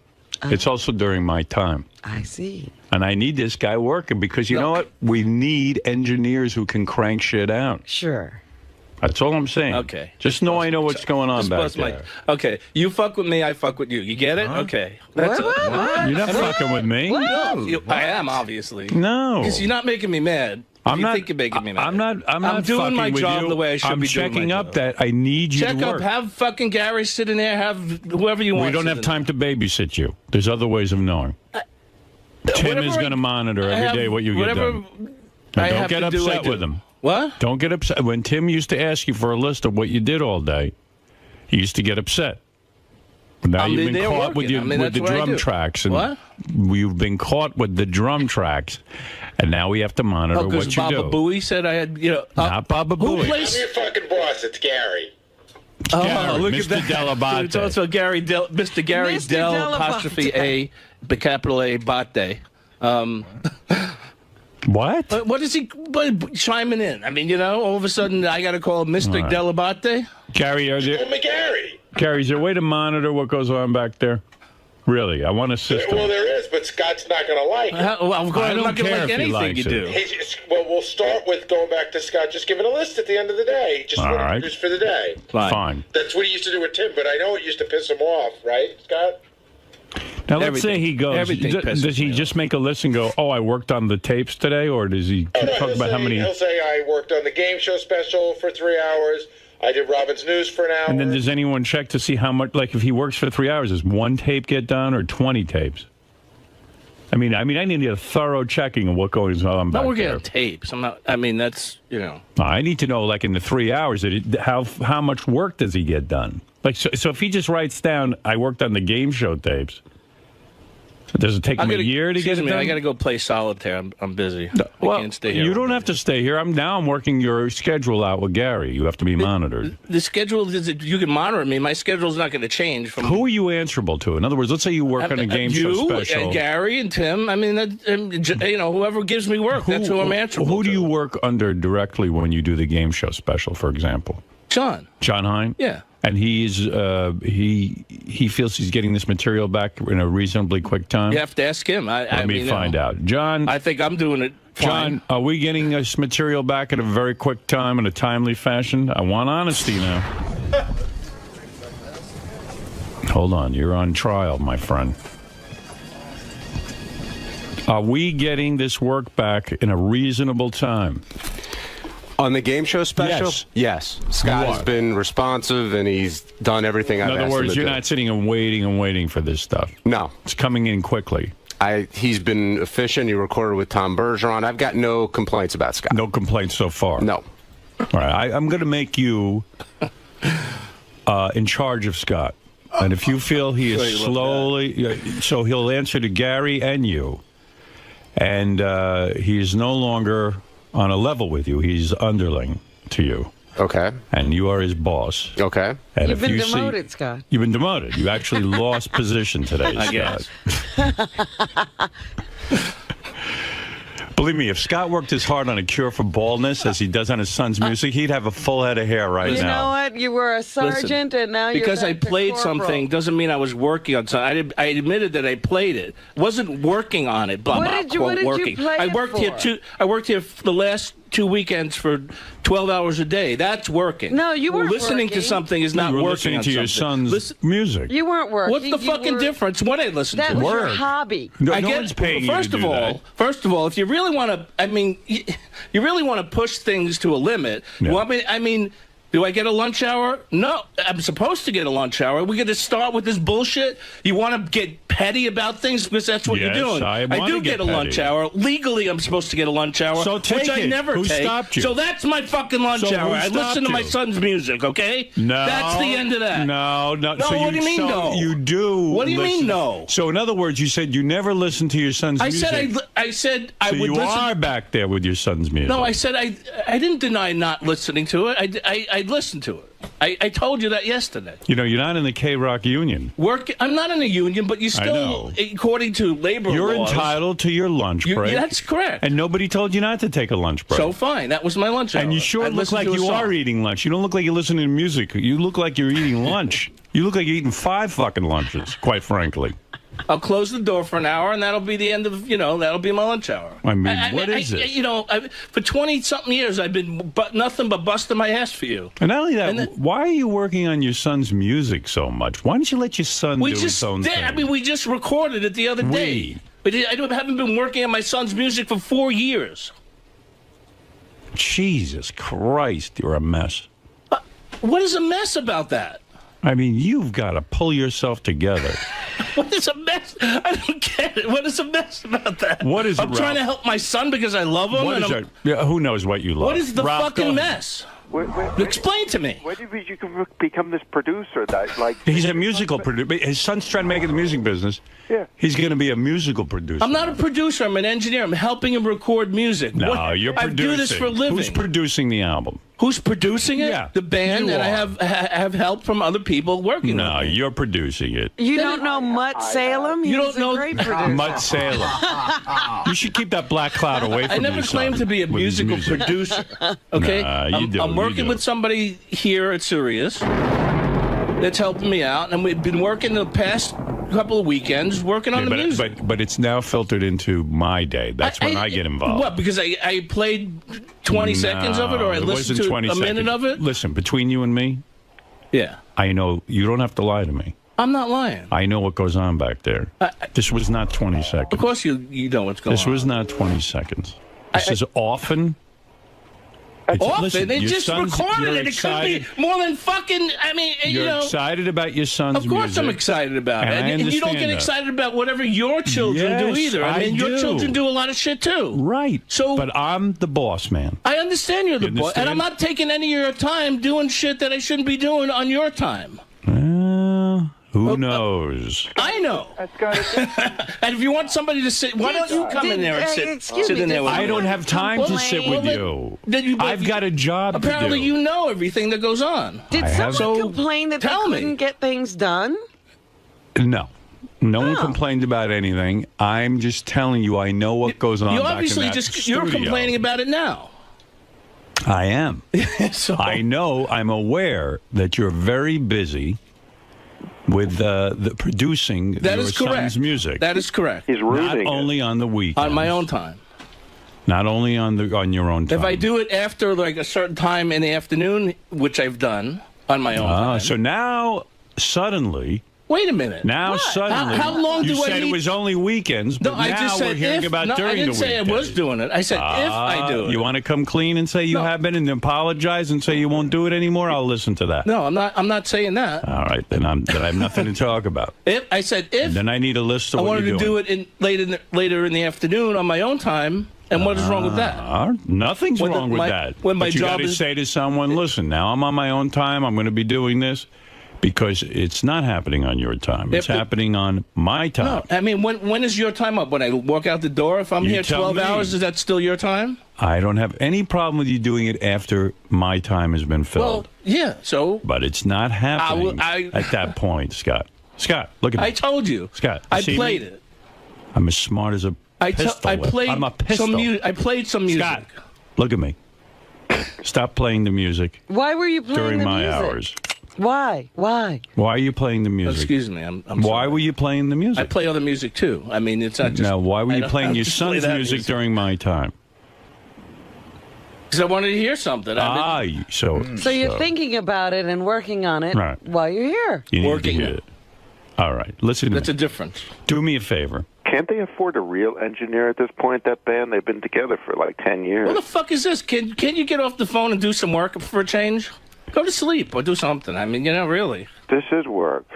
He's monitoring you. In fact, Ralph, I'm going to put you in charge of Scott. What do you think of that? Oh, that's great. I have time to do that. Yeah, of course you do. Yeah. See, you have why don't you free go? time. Why don't you go fly out to L.A. and, Scott, first of all, I need suck a on list. Simon for a while, will you? Please. First of all, I need a list. Start now. Log your day. No, you log your day, No, which is a big zero. You know what? I don't want to make this into a joke. I'm not making it into a joke. What you're doing is you're walking all over me. Are you And kidding you're me? treating me like I'm an asshole. You are unbelievable. You're treating me now like an asshole. No, I'm not I've treating gone you to like an bat for asshole. you your whole career. No, I've worked and my I ass off expect- for you. Hold it. Yes, No, you no. have worked your I ass off. have, and I've done a great But job. Things are too loose around here. Okay.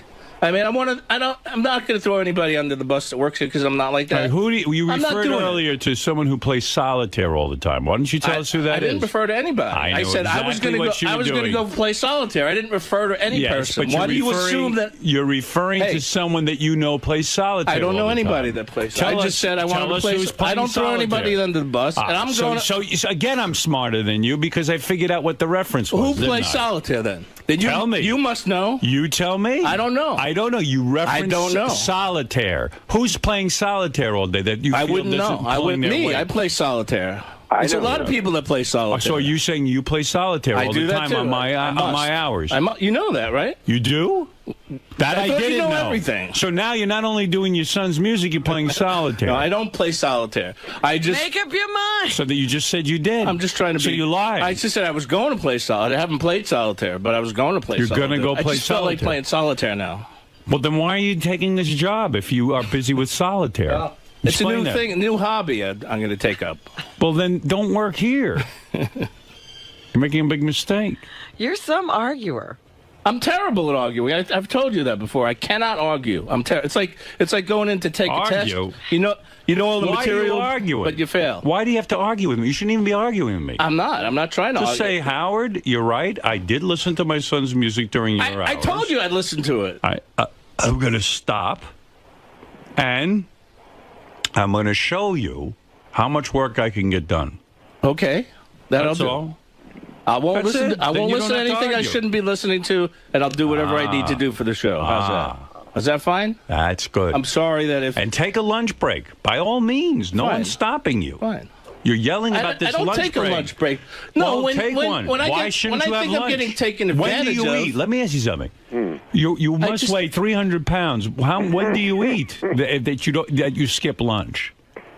I don't buy that you skip lunch. I didn't say you didn't skip lunch. Yeah, go ahead. You misunderstood again. All right, go ahead. You're not listening. Again. So I've misunderstood many times. Well, yeah, you say I'm working on my son's music said during your you time. don't I take- said I was listening to it. I wasn't working on it. No, listening to it and working on it is this. You're calling me an asshole. And I didn't listen for 20 minutes or I didn't. Scott, it's maybe often and frequently. No, same thing. You're wrong. Often and frequently. It can't be often. It just I didn't have it before it's this frequently. week. You're obviously very excited about it, and you're playing it. I said that. Block it out of your mind. Fine. Do that at home. You're not in the band. Right. Ralph, you wish you had a thread of talent as much as my son Leave does. your son alone. Fucking asshole. Your son. He's blistering up the charts. Dope. Look, I love that you love your son, and I love that you're doing this for your son. That's great. But I love you too, and I need you to work This hard. is just bullshit. That's all. I apologize if I'm doing something that I shouldn't be doing. You did during admit your time. you are listening. It won't, I did. I said that yesterday. So I didn't for the deny 8 that. hours that you work, put all your focus on your work. Okay, for those 8 hours, Right. That's and guaranteed. then listen, all you need for those 8 hours. That's right. That's guaranteed. That's all I need. That's I a need you promise. to put out, man. I put out whatever I can. Pretend I'm your son, and you're working. Work all weekend for me. That's a little retarded. Because your son ain't paying. That's retarded. You're my son. That's right. Pretend I'm your son, and you will work as hard for I've me been doing as that you for do. 23 years. No. I've been doing that. Dad, I don't buy it. All right. You don't love me as much as my brother. Now get to work for me. Okay. That's all I do. Howard's son. Howard's son. He thinks it's funny. Yeah. Oh, it's a big laugh. Well, now I have to put new monitoring in. You should give him more work. That's what I'm planning on doing. I got to keep him busy. I want him hopping too. Yeah, if he was. I like this guy. I like his work. I just want more of it. See? I want more of that work. He's good. I brought him all the way over from K-Rock. I'll tell you why, because he's good. I appreciate that. But I don't want you to get lazy in your old age. I'm not getting lazy. I'm not getting lazy. You know. Just getting comfortable and lazy. Right. A lot of free time. Yeah. Listen to drum tracks. Drum tracks. I take after you for a lot of free time. Like lazy. He's got a different job than you. Maybe Nobody you want can his figure that job. out yet. My job requires me to be lazy. Yeah. It's in his job description.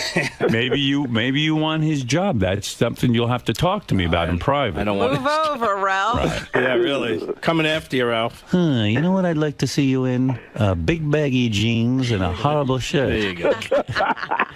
And shave your head. I could really dress you up nicely. And try to grow a bad mustache. Does he have a bad mustache now? Yeah. Oh, God. It's not a mustache. Big gray mustache in the middle of his face. God, how horrible. It's been like this for years. I don't know. Just a goatee. I shaved the rest He has off. a goatee. I love you, man. I know. I don't love want to you see too. you fuck this up. I'm not fucking anything up. I'm Don't working fuck hard for this you. up. I'm doing everything I should be doing for the All show. right, okay. That's all I care about. He's got to qualify every remark. And more. Come on, man. You can do it. My money's on you. Don't get lazy. Come on. Be a team player.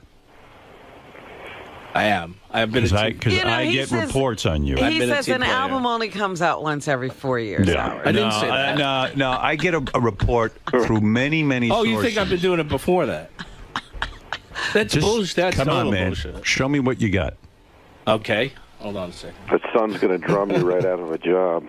Because I don't want to... Listen, I don't want to have to monitor you. You know, I was all fired up about this. Isn't it wonderful around here being, sort of your own supervisor? I love it here. Do your thing, man. Don't make me monitor you. Screw it up. This is the best thing ever, and that's why, You're going to turn this into a job. I felt like playing something for a minute. I don't want to was be not out of line. I don't want to be the jerk who has to take a magic marker and write your schedule on the top of your forehead every day. No, it is wonderful, and that's why I felt playing something for, a minute. You know what I'm going to do? Fine. You ever see football players, when they do something great, they put a star on their helmet. You know that? Yes. That's why you see all those stars. Put stars on my head? I'm going to put a star on your head every day that you're good.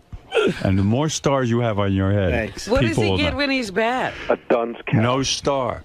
No, but you got to put something else. Put a dunce cap on so everybody will know he's bad. On the days you're bad, a dunce cap. On the days you're good, you get another star. And soon your whole head will be covered in your stars. Your head is like a helmet anyway. I'll be like a constellation. No, what a lot of football teams do, they put the symbol. Like Florida State has a mohawk, has like a tomahawk. You should put the fist symbol, a little fist symbol. I'm going to put on a little. his head. Thank you for that. See, that's a creative guy working. Right in the middle of his head, like that dot. I'm going to put Thanks, Artie. I'm going to put a nice fist symbol on your head and paint it right on there. Miniature. Like a fist stamper. Right. Yeah. And stamp your head every time you do good. You can wear a sari and your fist symbol. Right. I'm jealous. In fact, I'm so like some on my bald spot. I'm so confident. Right. I'm so confident right now in you. I'm going to draw a fist on your head right now. Your first fist. You know this is going to be a good day. Did I pass on that?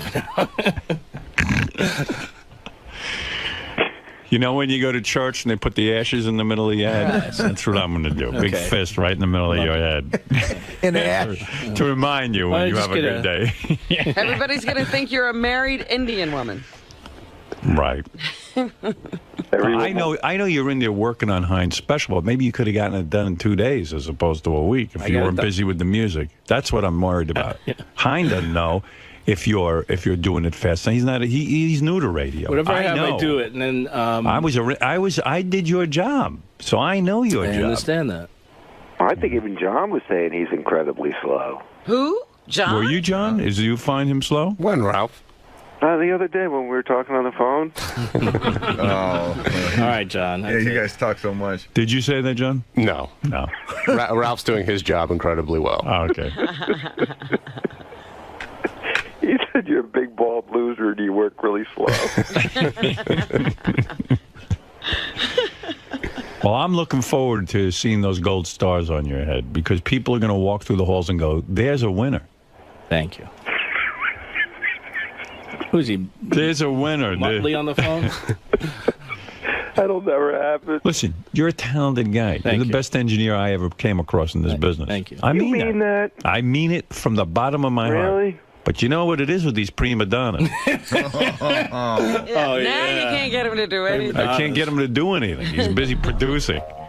I'm not really honestly producing. I love you, but don't fucking push me against the wall here. Come on. Howard, I don't know where this comes from. I really don't. Yeah, don't treat your job like your dog. You've been Pay so attention great to me. Yeah, don't try to get rid of the job the way you tried to get rid of the dog. Yeah. Where is that dog? About to have surgery. All right. It's still in my house. The dog you nicknamed Money Pit? That's it. I gotta have my son become a star to pay for the fuking surgery for the dog. Chico, you're on the air. Scott, I told you, fuck everybody. I'll get rid of that dog with you 1 week. Hey, Chico, what's happening? Let's go for a little ride. Perfect fucking dog for that jackass. What can I do for you?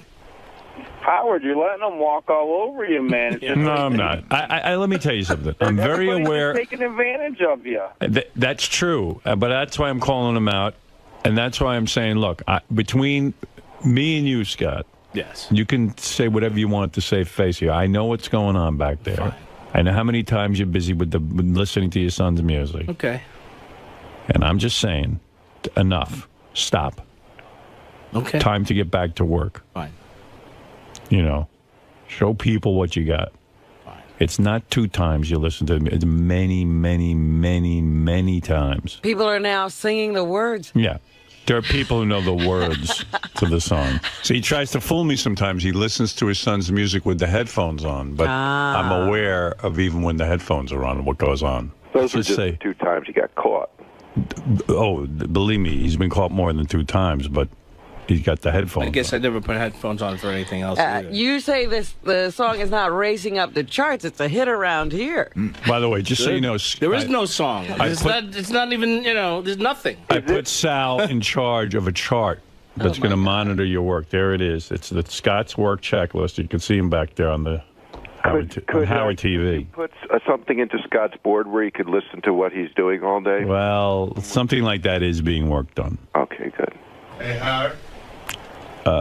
Yes. You know, this is one of the best segments that Scott's done all year. I'm laughing my ass off out there. I think he did a great job today. Can we put a gold star? Put a gold on star on his head and give him... All right, that's his first gold star. Okay. All right. Scott, you now have a gold star. And you are a winner today because...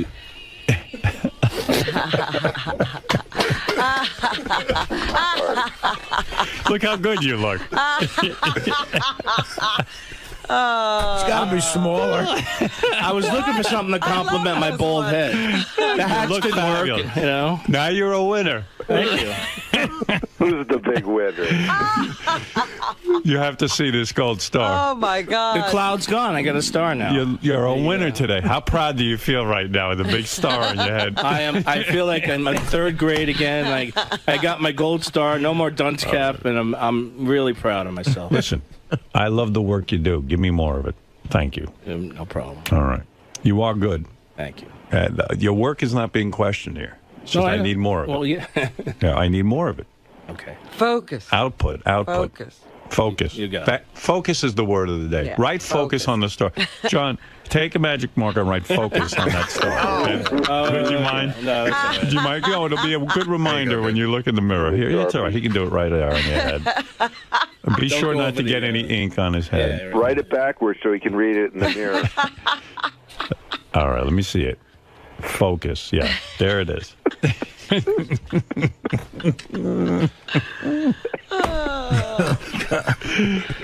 You're an inspiration. You know the what? rest of the staff is inspired. You're not kidding. Everyone's going to be jealous of your big star that says focus. Fuck them all, because I got the star now. Yeah. They don't. Now we're going to walk around here proudly with the star. I'm going to go out into the lobby with my star, to the bathroom, everywhere. Everybody's going to be jealous. That's right. Let Mel see it. What is it? Yeah, let Mel see your star. He's busy, for a raise. well, he's working for that merger. He already thinks I'm an asshole. Let's fuck all the way. Do me a favor and don't take that star off all day. And in fact, what is the name of your son's band again?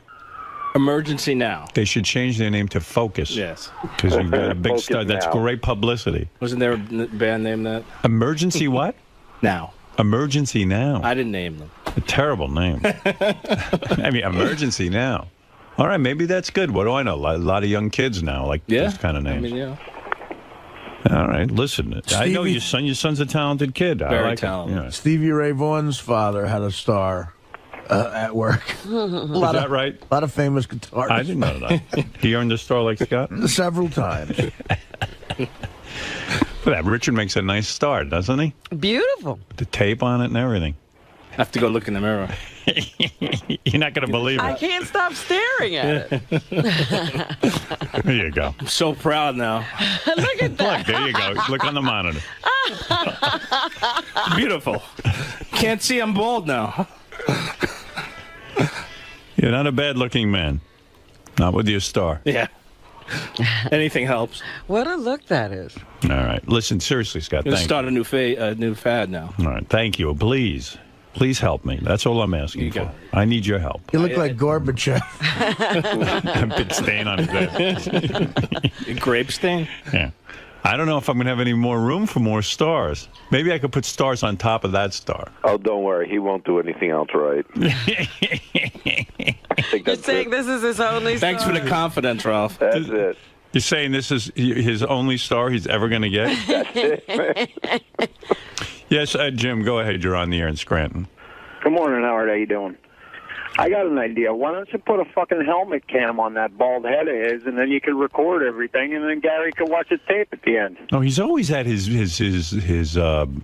module. He's always at his station. I just don't know what goes on over there. I always trust Scott will be doing the right thing, but then when I got reports about the music, and he's consumed. Howard, do you want me to take care of this guy for you? I had to nip this in the bud. No, that's all right, Jim. I got it under control. No, verbally. Go ahead. Scott. I'm listening. Go ahead. Get the fuck back in your hole and engineer something, or you're fired, you bald, lazy fucking prick. Thank you. At least I can go back in there and Jim's an excellent manager. Where do you work, Jim? What kind of work do you do?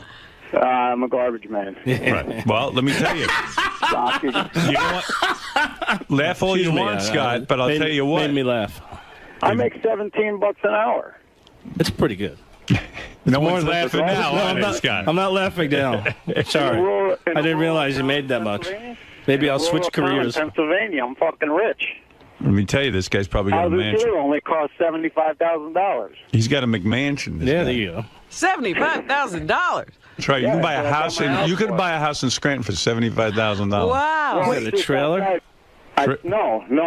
It's actually a home. 8 bedrooms. Full basement, 3-car garage. I got 2.5 acres. Wow. I swear to God, I'm not lying. And you paid $75,000?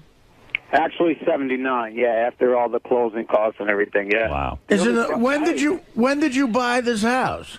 5 years ago. Wow. Is it in the middle of a toxic waste? And let me tell you something. It's now worth $83,000. There you go. It's over an Indian burial ground. Property values really. You can't even get in for $80,000. You can barely get in for $83,000. What's your mortgage? 535, 550, something like that, and then my taxes on top of that, so I pay like $800 a month. You better be quiet. There's going to be a run on Scranton today. Yeah. You're not kidding. I'm moving. Well, it's outside of Scranton. It's rural. I drive home from work every day and I almost hit fucking cows in the road. Why don't we ever do our show from Scranton? Yeah. We would live like kings. Yeah, screw Vegas. Oh my God, but the problem is, Howard, Scranton. We could have 10 acres. The problem is you'd be in Scranton. And we could make $17 an hour. I'm jealous. What? No, I didn't mean your payments. How much money did you put down, and how much was left to I didn't put anything down. I put no money down. Oh. Yeah, why would you put something down? Down? You want to get out of there. No, it's not bad, really. It's not bad. I grew up just outside of New York City, and I kind of miss it, but it's nice around here. It's rural, you know, and then just 20 minutes away, you got the booming town of Scranton. Ooh. Oh, you're not even in Scranton. You're he's outside. Outside, about 15 minutes outside. Why do you think it's $80,000, Artie? You know what? You can laugh all you want, but I'll tell you what. This he's guy's living in a mansion. He's living great. He probably works. I'm living large, man. I got a wife. I got 6 kids living at home. 6. Can I tell you something? This guy, though, you make jokes. You see, they know how much garbage he picks up. In other words, if he does it in 20 hours or he does it in 1 hour, they don't care, as long as the garbage gets picked up. And if he doesn't pick up the garbage, there are people calling. Right. You see, with Scott's work, I'm not sure exactly how much. You know, in other words, when he's working on a special, it might take him 10 weeks where it should have taken him 1 week. But if he's getting paid hourly, they do care if it's 20 Yeah, hours. see, you got to milk it. You got to stretch it out. You know what I mean? That's why I'm not paying Scott hourly. I could stretch my workout. Oh, I think that's what you're doing. No, I can do it as quickly as I could. Hey, come on, you got to put you got to get a little fire under you, man. 53 hours a week. How much do you work, Scott? How many hours a week? Probably around 50. How much do you actually work, though, out of that? Probably around 1. 1 hour. Yeah. See? What did I tell you? All right. Thanks, guys. All right, Scott, thank you. I appreciate it. I need your work. Thank you for the vote of confidence and the star. I'm really proud of it. Congratulations on your promotion over Scott. Thank you. All right. Everybody and you too, John. was promoted over Scott. Yeah. Now Scott has 2 new bosses, Ralph and John Hine, and Sal is in charge of his work chart. Wow. I'll be checking in with Scott later today. See how he's doing. All right. Thank you. Thank you. Thanks you, Scott. You got your first star. It's great, isn't it? Congratulations. I love it. I'm not taking it off all day. It's a wonderful thing. Life's great. Thank you, Sal. I appreciate it. No problem. Love it. Now, if you all excuse me, I have to close the door and talk to my boss, John Hein. We have to work. We have to get work done. So, Sal, are you going to stay in his room all day just to make sure he gets work done? Absolutely. Demanding respect. You know, I love Scott. I think Scott's a great guy. I think he's a great worker. And I think it's time we show the audience how hard of a worker Scott really is. So far, since he's gone back to his studio, he has spoke to John Hein privately, okay? He started drinking his coffee, and he sat and did nothing. Then he took the star off his head, refusing to cooperate. When I put it back on, he removed the star again. He's doing tasks in the wrong order. He's not prioritizing.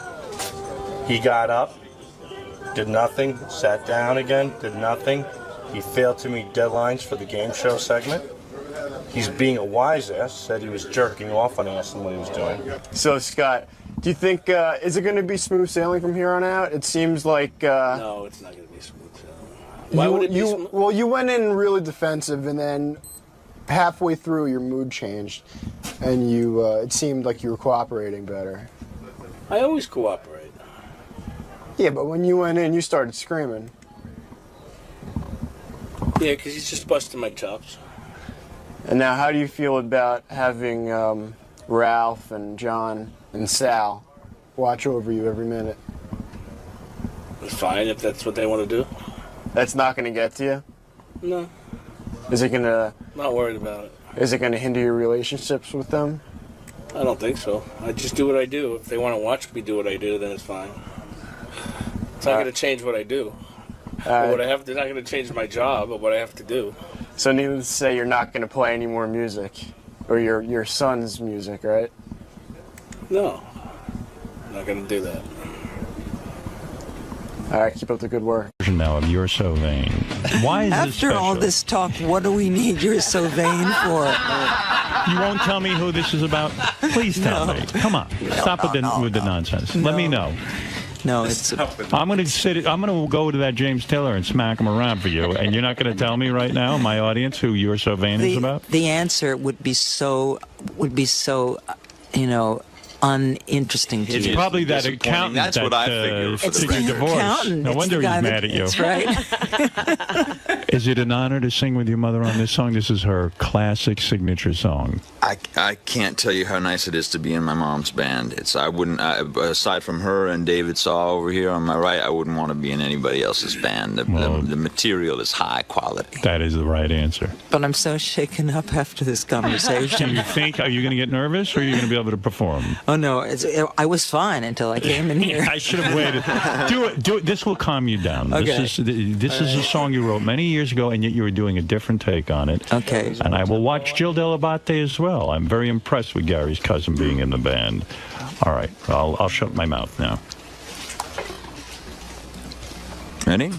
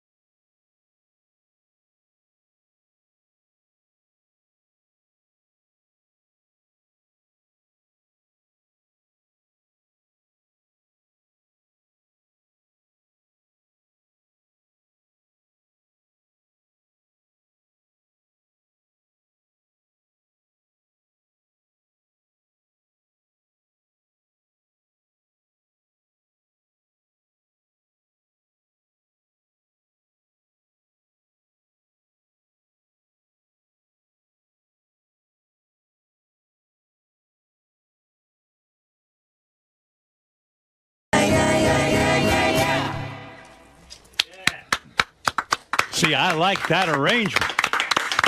Excellent. Thank you. And I like the dynamic of you and your son working together. Yeah. He's the type of guy you would have been attracted to, you know, when you were that age, right? How could any girl not be attracted If she hadn't to learned her him? lesson yet. Are you getting laid like crazy or what? What's your story? You know what, Howard? I can't pull a girl for the life of me. I can't even get a girl. What? I can't even get a girl to look at me. Get out of here. Honestly, you're joking. I'm a virgin. Stop it. Now you're making a joke. I really know. I wouldn't kid you. I'm not allowed to come to a party unless I bring Ben. Yeah, I can't get him to look at me. It's really terrible. He gets tons of chicks, I bet. Oh, that was a lot of fun. You guys all sound great together. This could work, this whole band. I like it. It's a good arrangement. Now, what made you come up with that new arrangement? But that just must have been an inspiration that came to you in the shower or something, right? No, David and Ben and I were sitting around the house on the vineyard, and I realized that I couldn't quite do it the way I used to do it. Just, vocally, I just don't have the prowess or the notes. So you came up with something new. But also that we actually wanted to do some newer version. That line and so you say. we've done a bunch of songs. We've done about 6 or 7 of the old new arrangements. Yeah, totally. When you say you gave away the things you loved, and one of them is me, I got the chills. Oh, I'm so. That was beautiful. That's a really, really good song. That's a real good song. I wish I had written that song. Yeah. I just don't have the sensitivity. I could have written it today. You told Dick 𝗵𝗱𝗿 who that song's about. He's the only one who knows. Oh yeah, He paid. He paid $50,000 to find out who that song is about. It's true, but he brought over 9 of his friends. He did. Oh, yes. So there are 9 people who know, 10 people who know. But they all were made to sign confidentiality clauses. Do you know? No, I don't know. true. I don't know, and I'm so sure that I'd be hideously disappointed unless it was you. That I don't even want to know. It is me. I'm your father. I mean, why? I didn't want to tell you that. Why the hell not? Did you know that? Do you ever say to your mother, "I'll step in for you with Dad if you do tell me this"? I mean, it's a way to bribe her to tell you who. No, that's I mean, about. she knows that I will do anything that she asks me to do, and so does he. I'll do anything either of them ask me to do. It's just a matter of her not wanting to put me on the spot. I think. Isn't it elitist, though, for somebody to get the information out of you as to what that song is about and who it is about, making someone pay $50,000? What about your real fans who can't afford the $50,000? The $50,000 was not for me. But you agreed to it. A charity, silly. I don't care. It's elitist. You should tell your true fans now who this song is about. Howard, so many people know. Oh, they do? Then she would have to In pay. fact, I will tell you, but not on my. Well, no, here's the thing. Would she have to give the money back to Dick 𝗵𝗱𝗿 now if she said it on the air? Absolutely not. I say think it's fine. She would. We have to read the fine print. Is it possible this song is about a woman? You have hooked up with women. I'm sorry, Ben. I don't mean to shock you, but your mother has hooked up with women. I know this for a fact. Somebody has to, since I can't do it. Right. How many women? I recently said in a magazine, which is largely a gay magazine, at the very end they said, "Are you or have you ever been gay?" And I said, "Well, I can't say that I'm not gay." Is Jill 𝗪𝗪𝗪 a lover of yours? Jill is a lover. She is. You really have made love to women, famous women? Have I made love to famous women? No. Is that a lie? No. In front of your son? No, it's not a lie.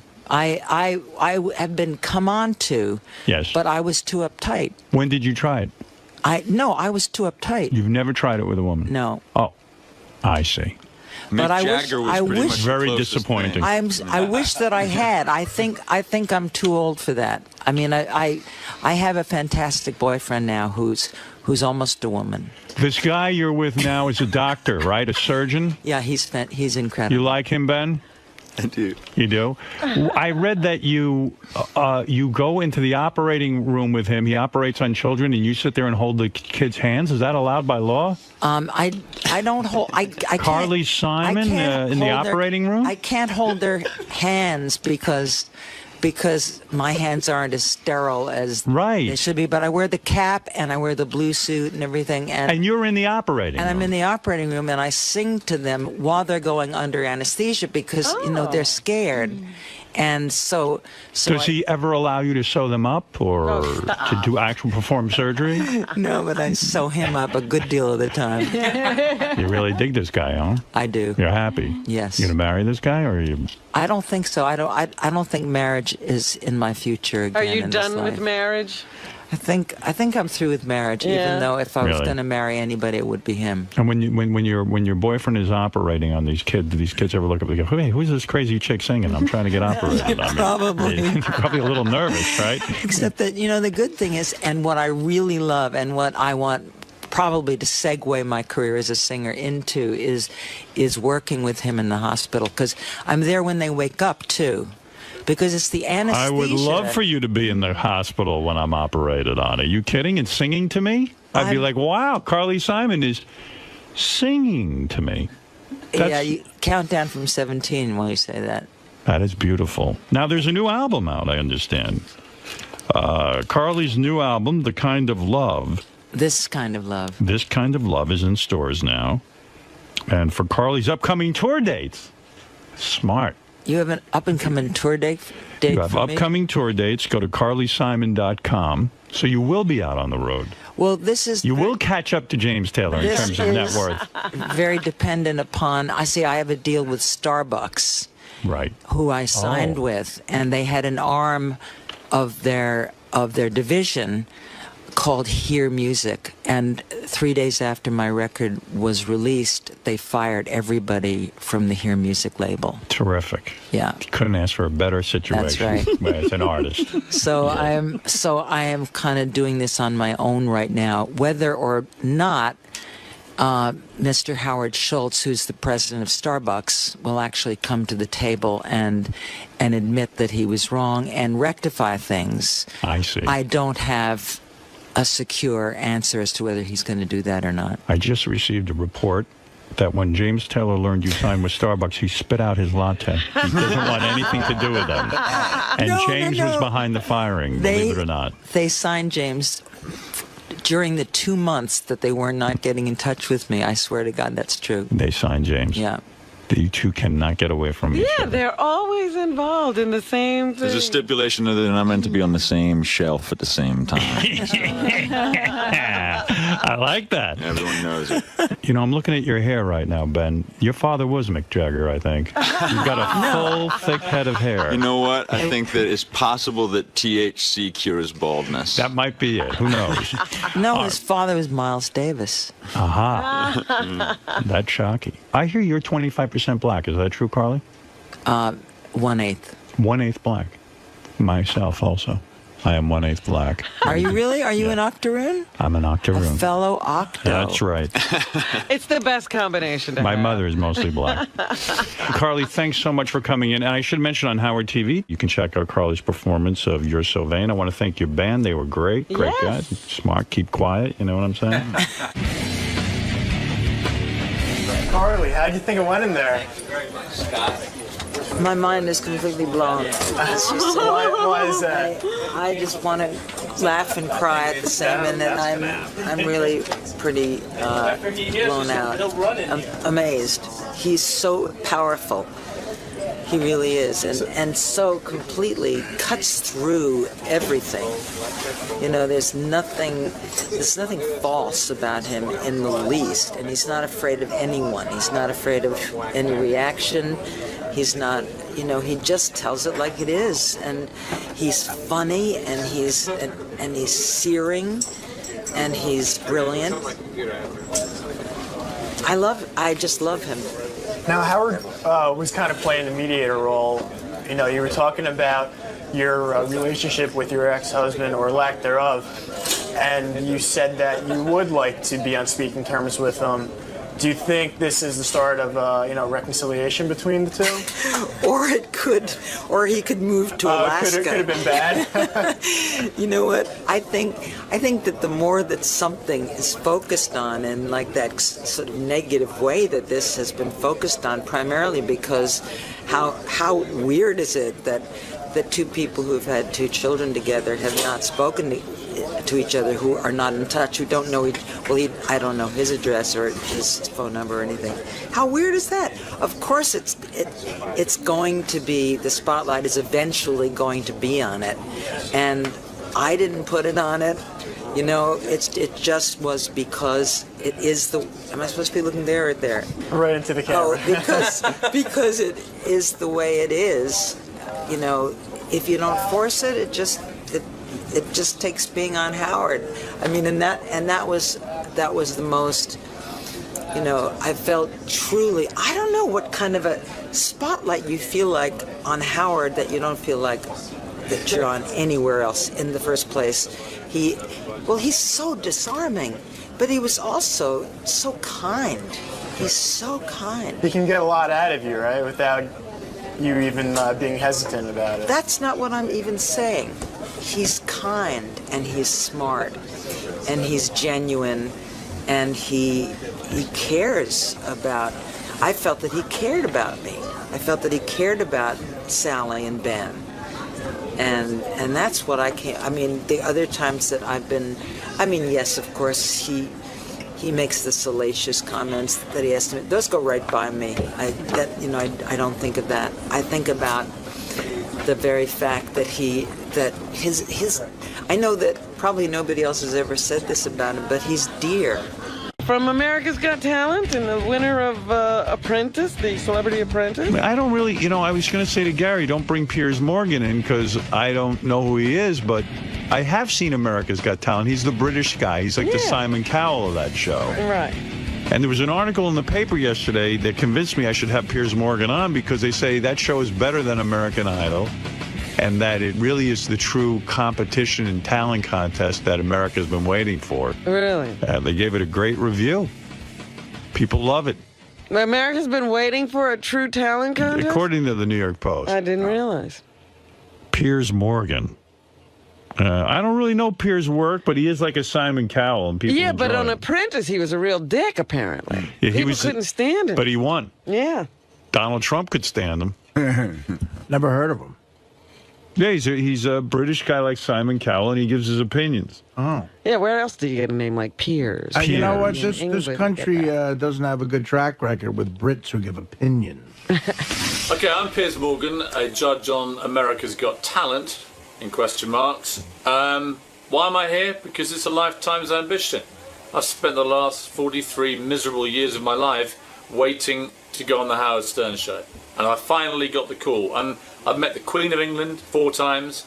I've met presidents. I've met Nelson Mandela. I've hung out with Tony Blair. This is it. This is the big one. I'm not nervous through fear. I'm just nervous through adrenaline, excitement. Biggest moment of my life. Hey, Piers. How you doing, man? Howard, how are you? Good to meet you. Good to see you. Pleasure. Hey, Piers. How are you? I heard you're opinionated. He's in better shape than I thought. Yeah, we heard you have a lot of opinions. A lot of opinions. Good to see you. I thought he was kind of a blubbery guy, but he's in good shape. I wasn't going to do this show, Howard, but people told me you're quite popular. I hadn't really heard of you, obviously. I did. Is it Howie Mandel, right? Howie Is it? No, I wasn't sure, but... Well, Simon Cowell must have mentioned to you. He's done the show a couple He told me, he warned me, he said, don't do it in a million years, for God's sake, he'll rinse you to hell. But I said, you know what? I like Simon Cowell. I actually got Does along... Simon not like doing this show? He loves doing this show. My God, when I told him I was doing it, he was furious. The great thing about Simon Cowell was I had in all 3 judges once on the show, and I did the bit that they were deathly afraid of. I brought in a singer to audition for them, and I said, just evaluate this guy as a kid for my audience. And they were like, oh, he's horrible. He's awful. He could never have a career in the business. What they didn't know was this was a guy who had just sold how many records? Oh, God. 10 million? Something like that. Yeah, he had a huge hit. He had a huge hit going, and they were like, oh, and Simon was like, we oh. That's him. That's him. Well, the best story you'll like this, the guy who won America's Got Talent last year, which I know you don't watch, but it was this big ventriloquist guy called Terry Fator. So Simon says, oh, well, ventriloquist's not going to make me any money. God, forget it. Leaves him, right, to go off and fend for himself. Right. 2 weeks ago, he signed a $100 million deal at the Mirage in Vegas. Biggest Vegas deal in 5 years. Yeah. Simon would not sign Simon doesn't get $1. It's one of the funniest stories of the year. $100 million. $100 million. Shows how much he knows. Why was the guy so good, the ventriloquist? Like, I love ventriloquism. Well, the twist he had was he does singing impressions himself, and then he does ventriloquism through the puppets. And 2 years ago, he brought them together and does singing impressions through the puppets. Right. So the puppets, like turtles, sing Dean Martin, but he's brilliant. And it's an amazing act, but Simon just never got this. You know, to him, he wasn't a singer, he wasn't 19, it was never going to happen. He's a puppeteer. Fantastic, yeah. Yeah. And Simon could have signed him and actually participated in the $100 million deal. He could have had a big cut of that money. He would have been the manager, so to speak. Exactly. Yeah. Wow, no kidding. If he'd been a singer, Simon would be laughing all the way to the bank. But because how do you get a cool job like yours? I think your job is really terrific, that you could sit there every week. What were you doing before? Yeah. I was a tabloid newspaper editor for 11 years in England. Oh. Yeah, so I mean, you're a legitimate guy. You've been in the business, sort of. And, yeah. I used to write crap about Simon, and he sort of admired my work, and eventually I got fired. I mean, you talk about the guy who's been fired from the baseball team. So you would write bad things about Simon? Of course. And so Simon sort of took you, co-opted you in a way, and brought you into his organization to shut you up. Yeah, his exact words were, I need somebody even more obnoxious than me to come and judge this show, America's Got Talent, and I can't think of anybody more vile than you, so do you want to start Monday? I said, where is it? He said, Hollywood. I said, get me out there. What are the kinds of things you would write about Simon Cowell? I mean, you found him to be grating and obnoxious? Yes. Yes. And you would write that, and now that he is your boss, in a sense... Now I've had a dramatic sea change of opinion. I think he's a handsome and powerful man. So everyone can be bought off. The worst thing about him is that we went to, you'll know this place, Stringfellows in London, right? It's like the Scores of London. Right. It's about a year ago. This sums up my relationship with Simon. So we go in, and all these girls gravitate to Simon, these lap dancers, like a sort of, like the ultimate babe magnet. Well, and he's I'm a rich guy. Right, so I'm sitting there on my own. He's there, worth 150 million, blondes everywhere with pneumatic breasts. And I end up with one lap dancer comes to me who's Polish and wants to read me weird Eastern European poetry. And it just about summed it up. I look at Cal, he's got 17 blondes crawling all over him. I get the Polish lap dancer who wants to read poetry. But now with the success of the show, you know, you certainly must be getting somewhat. You divorced your wife recently, right? I did. Right. You got successful. Is that part of the success model? I think it was successful for her, she'd say, yeah. Yeah. Did you have to give up half of your money? More. Really? More than half. Did that just break your Never heart? get divorced in England, Howard. What are you worth that you had to give up half? More than half less than I used to be. So you're a millionaire, right? Pardon? Are you a millionaire? Dollars or pounds? Pounds. Yes. I was both. I was only playing with it. You know, the thing is, though, as the editor of a newspaper, you don't get paid a lot of money. So I imagine with this TV show, you must be getting paid something. Yeah, I used to get paid. You get paid pretty well as an editor, but it's nowhere near as much fun. I mean, God, the idea that I now roll around America just abusing people and get paid for it's fantastic. It is fantastic. So and to be on the game show, you don't really have to sit there and find the talent or do all the work. You just sit there and judge, and then your day is over, right? Yeah, the only thing is you do need eventually, through all the train wrecks, to find something that is apparent talent. And I must say, the premiere last night was pretty good. I mean, we found 3 acts that I would say, you know, people talk about the success of it and why it's different to Idol. You don't get a show where you have the range of madness and then talent that we had last night. Someone said in the paper yesterday, the reason your show is better than American Idol is because you, first of all, don't have an age limit. That was the key. Yes. That anyone could enter. Any age, any talent. Yeah, and they said any talent. Right. That's as we the say, beauty part. That is not just singers. A ventriloquist could not win American Idol at a certain age. He's not even getting We had a guy, I think it was Chicago, came and said, he's a 7'2" giant called George. So we said, okay, what's your talent, George? And he says, right, what I'm going to do, I'm going to drink milk through a large straw through my nose and wrap it around my body. Okay, and there's a twist twist, he said. He's enormous, this bloke. And the twist was a load of explosives he'd secretly strapped around his stomach began firing off as he drank this milk through his nose. Right. And at the end of it, there was just this sort of stunned silence. Right. And I thought then, I'm a perfect judge for this because I'm probably the only person in the world who could claim to be an expert at giants drinking milk through the nose while blowing themselves up. But can you judge that? I mean, can anybody? But what did you say about the guy? Did you say, well, I can't see this sustaining itself, or did you allow him in the competition? I used the only phrase I could, which was I've genuinely never seen anything like that before in my life. What does that mean? Does he get to go on and compete? Or? Well, I don't want to ruin the fun, but he was actually a very clever actor. He was the kind of guy you'd see at the back of a circus in one of those cages doing weird things. And that's interesting, a geek show. So the fact of the matter is that guy could go on and win, couldn't he? Yeah, you know why? Because he's entertaining. And he could do something like that every week. The thing I love about this show compared to the singing shows, you've got to be the best singer, right? The dance shows, you've got to be the best dancer. Our one, you've just got to be incredibly entertaining. Doesn't matter what you do. I don't care, but if you're boring, you're going. How did you go home? Is there an audience vote component to it? Oh, this is the best thing about it. Okay. The audience for this year, we went to these big theatres around America, and there was it was like a Roman amphitheatre. Right. And they were able to chant, off, off, off. I mean, it was brutal out there. Absolutely brutal. They say that's the other strong thing about the show, the chanting, and the audience is really amped up. It was electrifying. And it's electrifying bad for the bad ones and great for the good ones, and you get this emotional roller coaster goes on in the auditions, which is unlike any other show. I mean, it's a weird thing to be involved in. I will start watching it. Sharon Osbourne's on. I used to have Sharon on my show. Sharon loves you. I used to have Sharon on my show way before America even knew who she was. Right. She was very heavy at the time before she had her stomach stapled. And she used to come on and rip people a new a-hole constantly. Oh, she was a good fighter. She was a real good fighter. And I got to tell you something. You know, to see her sitting in that position, it's like, wow, you know, we were right. She is good. Yeah. She's good on can hold her television. own. She is hilarious. People used to say to me, why do you have her on? No one knows who she is. I said, she's good. Yeah, she does a lot of stuff now. But what about David Hasselhoff? Yeah, now you don't like him, right? He's just a tool, isn't he? Yeah. You know what I mean? Do you say that to him? Of course. I wake up in the morning, go to the office and say, David, how are you, tool? Why is he a tool? Don't call me a tool, you tabloid wanker. Why and is that's he a how tool, our day though? starts. But why is he a tool? Oh, he's all right. David's quite funny. I mean, he can be funny. Right, don't get me wrong. Is he funny because he is not in on the joke? Are we laughing at him? We're laughing at him. I think he pretends to get the joke. So he'll go, don't hassle the half, and he'll wear the T-shirts and all this sort of thing. But secretly, he's not laughing. Does he spend most of his time talking about himself? Yes. He does? Yes. And so it's an enormous ego, and maybe it's not justified. I mean, it was Baywatch. The guy had a huge career, made a lot of money. Yeah.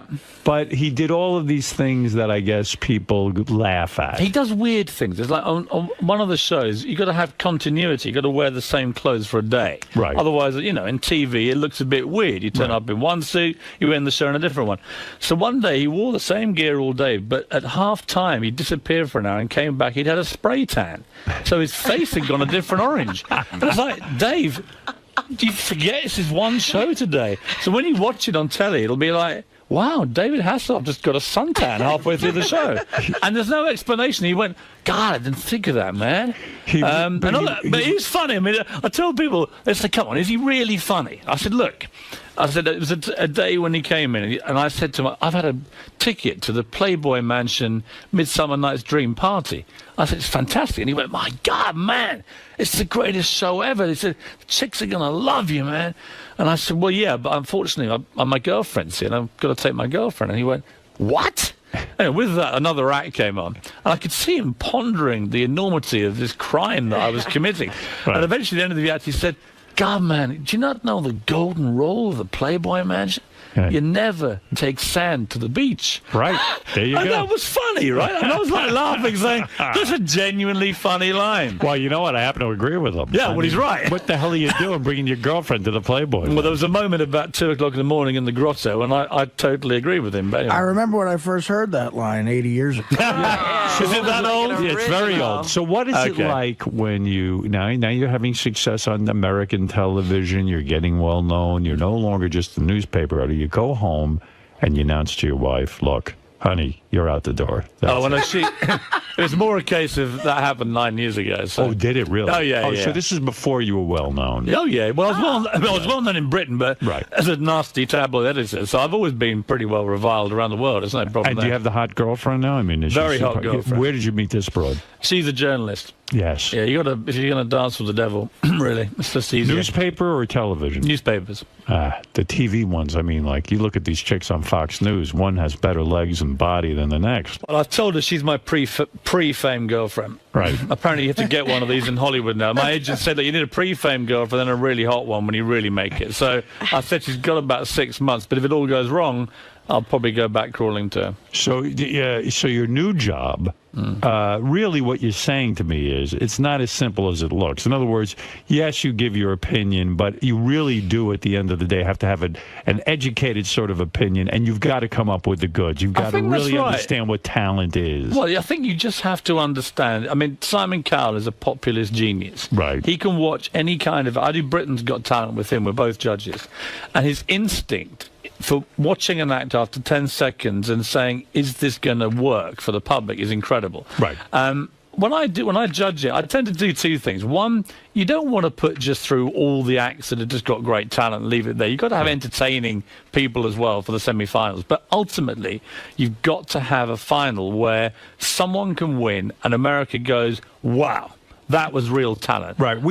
We had a judge once. Remember when we did our film festival and we had a judge and we had to give our opinions and stuff like that? Yes. And I difficult. found it very difficult, actually. It really is, because you do feel the pressure. Like, what if I'm wrong? What if I really don't know? I mean, I think American judges, from my experience of watching them and working with them, David and Sharon, just David in particular, but he doesn't like getting booed by the audience. He doesn't like being critical. And I get that. Americans are basically nicer people than Brits. The reason we all get farmed out here on this evil Brit judge factory is because we are more comfortable with saying to people, that was terrible. You know, because we're just It's a hard thing to do, to say to someone, you really have no talent. Yeah, but I think it's a fairer thing to do. The worst thing to me is to say to someone who's terrible, hey, you were really good, you got potential. They Because go away then and they waste their lives chasing living a dream they can't have. Yeah. You did The Apprentice. I did. That was fun? It was a month on the streets of New York. Why did everyone a hate bunch of D-list wackos. It was great. Yeah, but why did everyone hate you? People were threatening to quit the show because they couldn't stand to be with you. The only ones who wanted to quit the show because of me were the New Yorkers, and I thought they were a disgrace to their city. Who is a New Yorker? Stephen Baldwin. I mean, he spent half the time lecturing me about God, and then the other half he'd be saying, God, man, when I was a Hellraiser, I had 10 hookers in Vegas. I was like, well, make your mind up, wait. Yeah, right. Which side of the fence are you going to dance, Steve? He wanted you to know he once had a life. Yeah, and then Vinny Pastore morphed into Don Corleone, and every 2 minutes he'd go, you better watch your back next time you're in New York. And I said, eventually I said, you are not Don Corleone, right? That's you're a character. Vinny Pastore, all right? You're a soprano by day, but by night you're just blown. You're saying that Vinny Pastore now thinks he's a real soprano. Yes. And you're saying that Stephen Baldwin's religion is... I think he had complex issues about which side of the fence he wanted to Do you think dance. he's really religious, or is this a shtick to get him some attention? I wouldn't question his integrity in the religion. Why don't we? You're right. I think it probably is. Yeah. I think it's a load of why are horse you going to shit. be nice now? I think he wants to be. I think he wakes up on a Sunday morning, he turns on his telly, and he sees these guys going blah blah blah and making millions, and he thinks he wants a piece of the action. It's my honest view. You have said that being on The Apprentice, that Ivanka, the daughter, Donald's daughter, is so beautiful that you almost couldn't concentrate on being on the show. I couldn't. She was dazzling. Stunning. What a catch, huh? Oh, my God. And single, someone told me, right? Yeah. Yes. I mean, that could be my next reality TV show. Did you put the moves on her at all? Tried everything, but she was batting me away firmly. Would you consider dating her? Is she too young Ivanka, if she begged me. But she'd have to beg. How old a girl are we talking about? Is she 20-something, right? I think she's like mid-20s. How old a guy are you, man? I'm 43, but I look younger, right? So would you date a girl in her mid-20s? I have dated the girl in my mid-20s. You have no problem with that? Absolutely none at all. Right. So how low will you go? Will you go to 18 years old? 22. 22 is your cutoff. And Ivanka fits the bill. Absolutely. What a catch that is, Maron. She would be. I mean, good-looking, money. Donald at the wedding. Smart. If she's listening, Actually, the funniest moment in The Apprentice involved you. You probably don't even know this, but eventually I was going on a ball and we had to get a charity auction going and get people helping and everything else. And I was getting Simon Cowell, the Duchess of York, Andrew Lloyd Webber, all these people, bang, bang, bang, bang, bang. Nothing from Baldwin. So we went up one night to go and sell tickets to the auction. Didn't sell a ticket, having trawled the clubs for 3 weeks. I said, it's your town. Surely you can find one person you know will buy a ticket. Anyway, eventually he said, okay, I know what we're going to do. We're going to get some publicity on Howard Stern. He's an old friend. He'll take me on. Blah, blah. So we set up this thing downstairs with your guys, and we're waiting there with the cameras, and I know what's going to happen. And as the seconds tick by and the minutes go by, and Stephen's just praying you call him, right? He's just praying. Please, Howard. I blew him off. Save my career. And at the last minute, it was like, something's just come up. And he just sat there staring into space. And I was like, so you're only... Cool. The only contact you said you had in New York just blew up on you. Oh, man. I blew him. Waste of space. I had no idea I did that. And you brought me so much pleasure, Howard. Now you know a lot of people from being an editor at a newspaper and all this stuff. The story goes that you are the man responsible for introducing Paul McCartney to Heather Mills. It's completely true. Do you feel bad about How did you know Heather Mills? I was editor of the Daily Mirror, one of the big tabloids in England, and we had an event called the Pride of Britain Awards in 1999. And it was like a sort of saluting of ordinary people with big stars, presenting them heroic awards and so on. And Heather Mills came and made a speech, and Paul McCartney hadn't appeared in public since Linda died about a year before. And he turned up halfway through the lunch, sits next to me, and it's like an amazing moment. Everyone goes crazy. Heather Mills gets up and makes this inspiring speech about landmines and so on. And you actually see, it's a video clip where Paul McCartney nudges me with his elbow and he says, who's this? And to my utter undying shame as a Beatles fan, I tell him, this girl's great and she's this and she's a vegetarian and she's got long blonde hair. And, you do the maths. And afterwards they met and they got on really well. Were you surprised that he was attracted to a girl with one leg? Seriously. I'm very shallow. That's a tough one. Did she know? Do you know, in all honesty, yes. I'm with you on that. I find it a bit weird. But did he know at that time that she had one leg? I don't know at the time. I don't know about that. I do know that he knew that he thought she was quite a nice person and not the greedy, grasping little gold-digging hoe that she turned out to be. So I would like to publicly apologise to Paul McCartney because have you seen him since? Yeah, I keep apologising. He keeps reassuring me and sort of comforting me and saying, "Don't worry, man." I said, "Look, I saw his daughter last week and she just shook her head at me and said, why? Why us? Why did you choose our family?" Right. Stella McCartney hated. Stella's very cool but guy. She hated her. Yeah, and she said, "Dad, what the hell are you doing with this woman?" And of course, the more we found out about her, the worse it got. And the good news, though, from your point of view, is that she's decided she's so hated in Britain. She's the most hated woman in British history now after skinning him for $50 million. Right. She's coming to America where she says, quotes, "They love me over there." So congratulations, New York. You're getting Heather Mills. So you were duped in a sense. You were not a good judge of her. Do you know what? I was taken in like he was, and she was very, very good at that. She would make out she was this great charity fundraiser, and she was an honest woman. But in the end, how soon did you realize it was a big mistake? How long did it take you? I think it was when they got married. Even then, it seemed okay. But I was getting feedback from people who know Paul McCartney saying that she was getting very irritated that all the attention was going to Paul when they went out. Right. That's what I heard. It was like, and eventually it was quite funny when the divorce papers came out and you saw just how she was trying to get like 500 million or something. It was ridiculous. Right. So I wrote this piece in my newspaper column in England, just tearing into this gold digger. And at the end of it published, and she rang me, and she went screaming, "What have you done?" I was a screaming banshee, and she said, "God!" And then eventually she stopped in mid-thing, because I said, "Well, I'm not putting up with you talking to me like this." I said, "You're just a greedy gold digger, and that's the end of it." And she said, "What?" And eventually she calmed down, and she said, I know what it is." And that Geordie voice of it, "I know what it is. You're a Paul fan, aren't you? Aren't you?" And I sort of paused and I said, "Well, Heather, you know what it's like?" So on the one hand, we got a guy who wrote Yesterday, Hey Jude and the Beatles.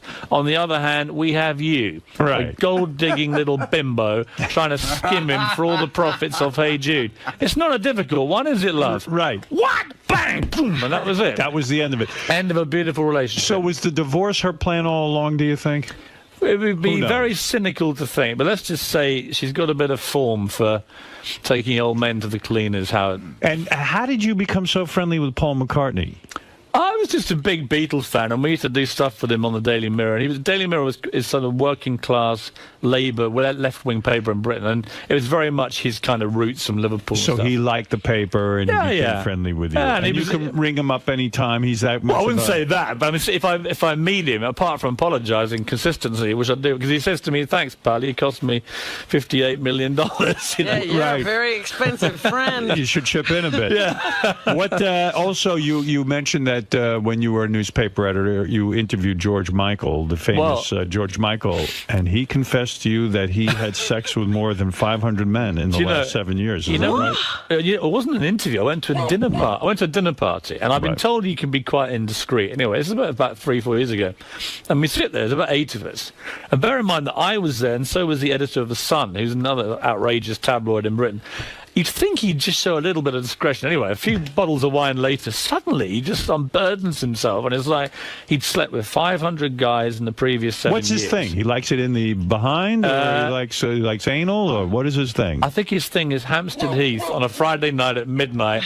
Anything goes, Howard. So if you're in London, if you want to go to Hampstead Heath, you know what you're going to get. George Michael, very, very hot under the collar, right? But it was like that. He was being blackmailed by a male French hooker. He then began to name all the famous celebrities, some of whom were heterosexual to the public, who'd slept with his boyfriend. So by now we're like, what? Wow. He's telling this to you, who is a tabloid reporter. Yeah, and afterwards, of course, I obviously put it all in my book, and he was like, how could you be so indiscreet? I was like, George, you invite 2 tabloid editors to your dinner party, you then tell us you slept with 500 guys. What do you think we're going to do? It's like putting a big lion into a cage and chucking it some raw meat, you know? But people continually invite you to these dinner parties. They do. And yet you can be obnoxious at the dinner party. For example, you were invited to Madonna and Guy Ritchie's home, and you said to Guy Ritchie, hey, you used to be a bartender. Go get me a drink. Well, he was a bartender. He was my bartender. I live in a place called Wandsworth in South London. The Guy Ritchie I knew used to be the deputy. He wasn't even the head barman. He was the deputy head barman of a place called Joe's Brasserie. And I used to go in there and click my fingers, and this Guy would run off and get me my beer. Next time I see him, unbelievably, he's standing next to Madonna. And I was like, what? So I go to a guy called 𝗦𝗫𝗄𝗿𝗍. He's a famous chef, right? He's doing a show at the moment for NBC. And great guy. I saw him last night. Marco had a 40th birthday party in which he invited 40 guests. Right. And 2 of them are Madonna and Guy Ritchie. So I've had a few drinks by now, and I'm thinking, could be quite funny. So that's Madonna, grim-faced, not drinking, doing a bit of Kabbalah and aerobics, the usual kind of crap. As she does all her stuff, she walks past, and there's already been... She's in a bad mood because there was an outrageous comedian called Bernard Manning. Yeah. Remember Bernard Manning? Not really. I mean, the most offensive, racist, sexist pig you'd meet in your life. And he'd done his half-hour turn, and I remember it because Madonna had this cap on, like a racing cap. And after about 20 minutes, she obviously wasn't laughing. Guy Ritchie was laughing. She wasn't laughing at all. And he just looked down at her and he went, "You're right, love." He didn't know who the hell she was. And he went, "You know what you look like?" And there's a famous jockey in England called Lester Piggott, right? Famous jockey. And she went, "You look like fucking Lester Piggott's sister." Like this. And Madonna just sat there in this cloth cap, dying of death, and everyone was howling at her. So she was already in a bad mood. So as they got up to walk around, I just said, "Hey, Guy, for old time's sake, mate, get the beers in, can you?" And he was laughing. She was incandescent. I mean, wow. You find her attractive? Not at all, mate. Not a good-looking woman? I mean, never has been. You don't like her? And you know what? 50 years old. Put the clothes back on, love. Is Guy Ritchie He's all right. He's a cool guy. A good guy. I like him. Do you think he's in the marriage because he's in love with Madonna, or is he a guy who wants to... I think you'd have to be in love to stay in there that long. I mean, I like Guy Ritchie. He's a good bloke. I just find her it's just demeaning to be doing it at 50. Put the clothes back on. Let your kids do it. You know what I mean? That's right. She's too old for that. Yeah. Did you put the guys that George Michael outed in your book? Well, I couldn't put them all in because some of them, it would have been a bit of a surprise to their wives. Who'd you put in there? Who did we put in there? I think I better be careful here. I mean, Did you get sued over the book? No, because I was careful about different laws here and there? Has your book been published here? I just don't think it'd be wise for me to start rattling off the names of famous Hollywood men who are married. Only the ones that are in your book. I'm just trying to think who we put in there. Maybe you better be careful. I think I better be careful. put it this way, Howard. I'm happy to name them. That's great stuff. Well, Piers, you're doing well. Let's face it. Piers Morgan is on America's Got Talent Tuesday nights at 9 o'clock on NBC. You're clearly in the zone. I mean, it sounds like you're becoming America's favorite. I don't like that. Say that again. America's favorite. Thank you, Howard. Piers Morgan, I'm happy to meet you. Can I say I've met everyone, right? Nelson Mandela, the Queen of England, Tony Blair, Arnold Schwarzenegger. When they told me Howard Stern wanted me on his show, greatest moment of my career. Oh, isn't that Kid great? you not. Thank you. Read your book, watched the movie, listened to your shows back in England. This is the career highlight. And how, and where are you living now? I live in London and then LA most of the time doing the talent show and You stuff. got a big house? I mean, you must have a big spread, right? Of course. Unbelievable. Getting bigger by the year, Hab. And when I get one as big as yours, I'll be dying a happy man. And you've had sex with 2 women at the same time? No. Not yet. No, You're but I'm working hoping if toward I hang out with you a bit, I might get a bit nearer that. You're a judge. How are you in the sack? Very, very, very good. I asked Lennox Lewis that question because Lennox was on the Celebrity Apprentice, and Right. I'd do interviews for GQ magazine, and I always say to everybody, "Are you good in bed?" Right? It's just a great question because whatever they say, Lennox Lewis, the boxer, and Lennox just went, "No." I looked forward. I went, "You don't argue with Lennox." And he went, "No," and there was a long pause, and he went, "I'm great." What makes a man great in bed? Stamina, willpower, selflessness. Forget all that. You just got to be hung like a donkey, right? Are you hung like a donkey? Absolutely. Really? Yes. How many inches? How many are you? You want the honest truth? Yeah. Robin, what was I? I was just about 6 Just inches. under 6, right? Just How many? Under. Just about 6 inches. Oh, I'm bigger than you. That's all that matters. Really? If I die, I want my epitaph to say, hung better than Howard Stern. That'd be fine for me. Ever urinate on a woman? No. Never. Never. What's And the weirdest thing you ever I had did that with- conversation earlier. Not happy about that. What is very uncomfortable? Drinking a cup of coffee at 8 in the morning. I don't want to hear that kind of filth, Howard. What is the weirdest thing you ever did with a woman? I don't really do weird things. Was your buttocks ever eaten by a woman? Tongue right We up always to... have the impression that the British are kinky. We're not that kinky. I suspect Simon's kinkier than me. Is it true that Lennox Lewis is a great chess player? He's a fantastic chess player. Are you a fantastic chess player? I thought I was. We played chess every day on The Apprentice to while away the boring hours when Vinnie Pastore was dying of a heart attack and Stephen Baldwin was telling us about hookers in Vegas and then preaching to us. And we played chess every day. We played 39 games. Chess is a big game in England. And I love chess. I was my school chess champion. Played it all my life. What is your rating? Well, I don't know what rating is here. We don't really do it that way where we are. But I'm not bad at chess. Right. Lennox beat me 38 times out of 39. Wow. And what he did to make it worse... You must have been shocked because he's a boxer. I mean, Exactly. you know, And right. he says his mum taught him and his mum's better than he is. But the great thing about Lennox is he couldn't stop showboating. So just before he made the crucial move to beat me, he'd stand up and then very slowly walk around the room like a kind of funeral march. What a dick. And it was like, so I would be thinking, I've got him, I've got the bastard, right? I'm in here, bang. Went in to get it, and suddenly he'd get up, and I'd go, not again, where's he going? And this slow walk around the room. I mean, terrible gloating. Would you play the game with time controls, or there were no time controls? Well, we had days to spare, so there was no time control. But he plays chess like he boxed. So he's very, very cunning. He's very quick with a jab. Boom, boom, boom, boom. And before you know it, you're just all over the place. Really? He's a fantastic chess player. I mean, he would be able to give any serious chess player a game. Do you ever play chess on the internet? I'm going to start playing with him on the internet because he lives mainly in Jamaica now. I see. But he's terrific. Okay, I won't get too into the chess thing, but I'm always curious because Howard, I you like to should play. play You should Piers. play Piers. I would love to play Piers. I would love You to guys should play. have your own internet league. You play chess? I do. We should have a game. I enjoy the I game. think we should get Lennox in because he's brilliant. Well, we will have a little round robin. Let's won't get we? Lennox. Next time he's in New York, let's get it on. Let's have the Howard Stern Chess Championship. Let's go, man. Come on. We'll get Heather Mills. Yeah, we'll get Yes. George Michael. All right. That way we're going to get loads of stories, and she's going to skim us for our money. Perfect. Well, I've never actually played someone of regular intelligence. I only play retarded people in chess. Yeah. And I always win. But You'll he's do the well with me. As long as someone has a low IQ. Let me ask Piers something. Do you think it takes away from the fun to play on the internet? Because Howard doesn't play with a board ever, right? Well, I would like to. First of all, in America, you can't find anyone to play on a board. So I go on this ICC, the Internet Chess Club. Yeah, I know it's it. a I know worldwide thing, and you go on and you play different people. I would love to play somebody in person. Go down to Washington Square Park. Well, the trouble is, if you don't play with a real board, you can't chuck everything everywhere when you lose, which is quite a pleasure sometimes. I think, isn't it? It is. Yes.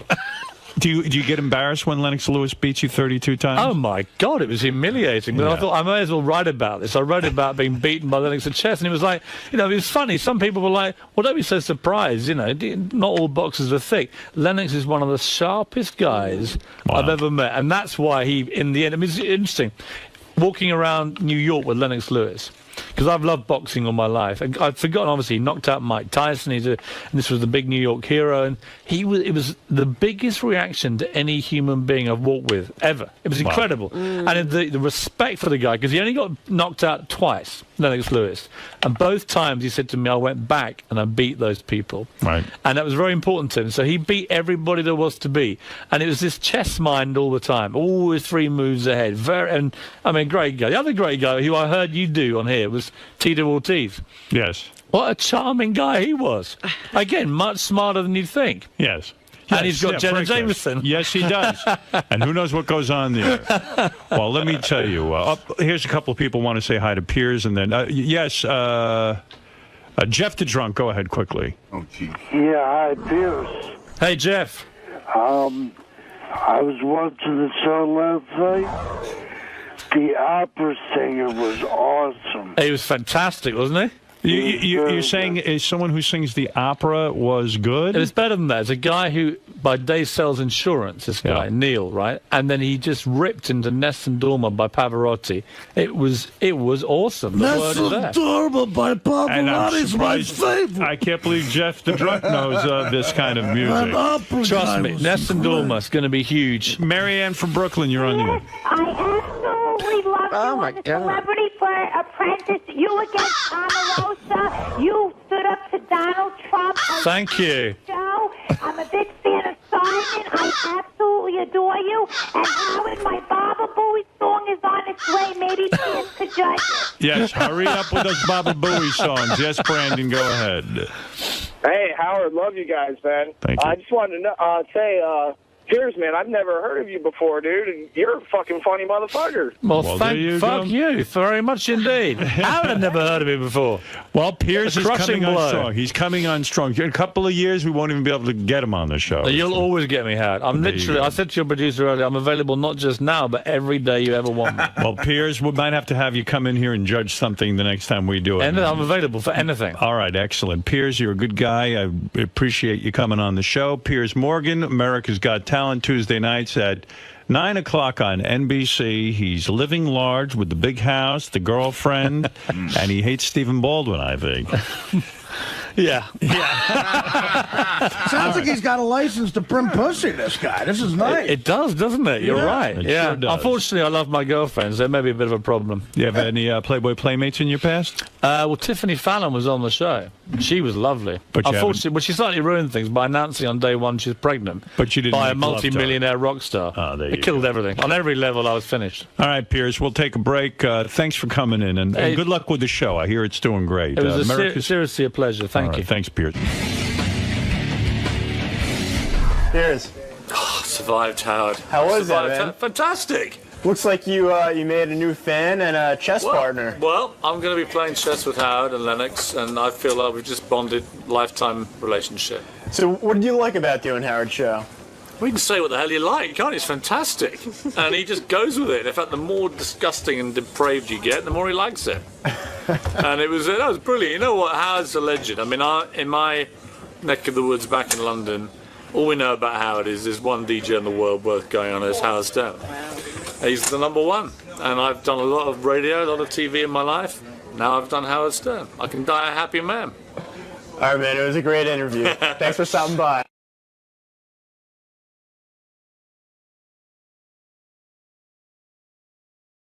Best of the wrap-up show. A recap and behind-the-scenes look with John Hyde and Gary Dell'Abate. The Best of the Wrap-Up Show begins now. Hey, this is Jason, and on Monday's wrap-up show, they furthered the conversation about how I was talking to Kevin Kraft about taking gay pictures of him for a gay website to make money. You know, people were saying that I'm gay for even saying that, I'd be willing to do it. Look, I'm in it for the money, but like, what's so gay about wanting to take a picture of a naked dude?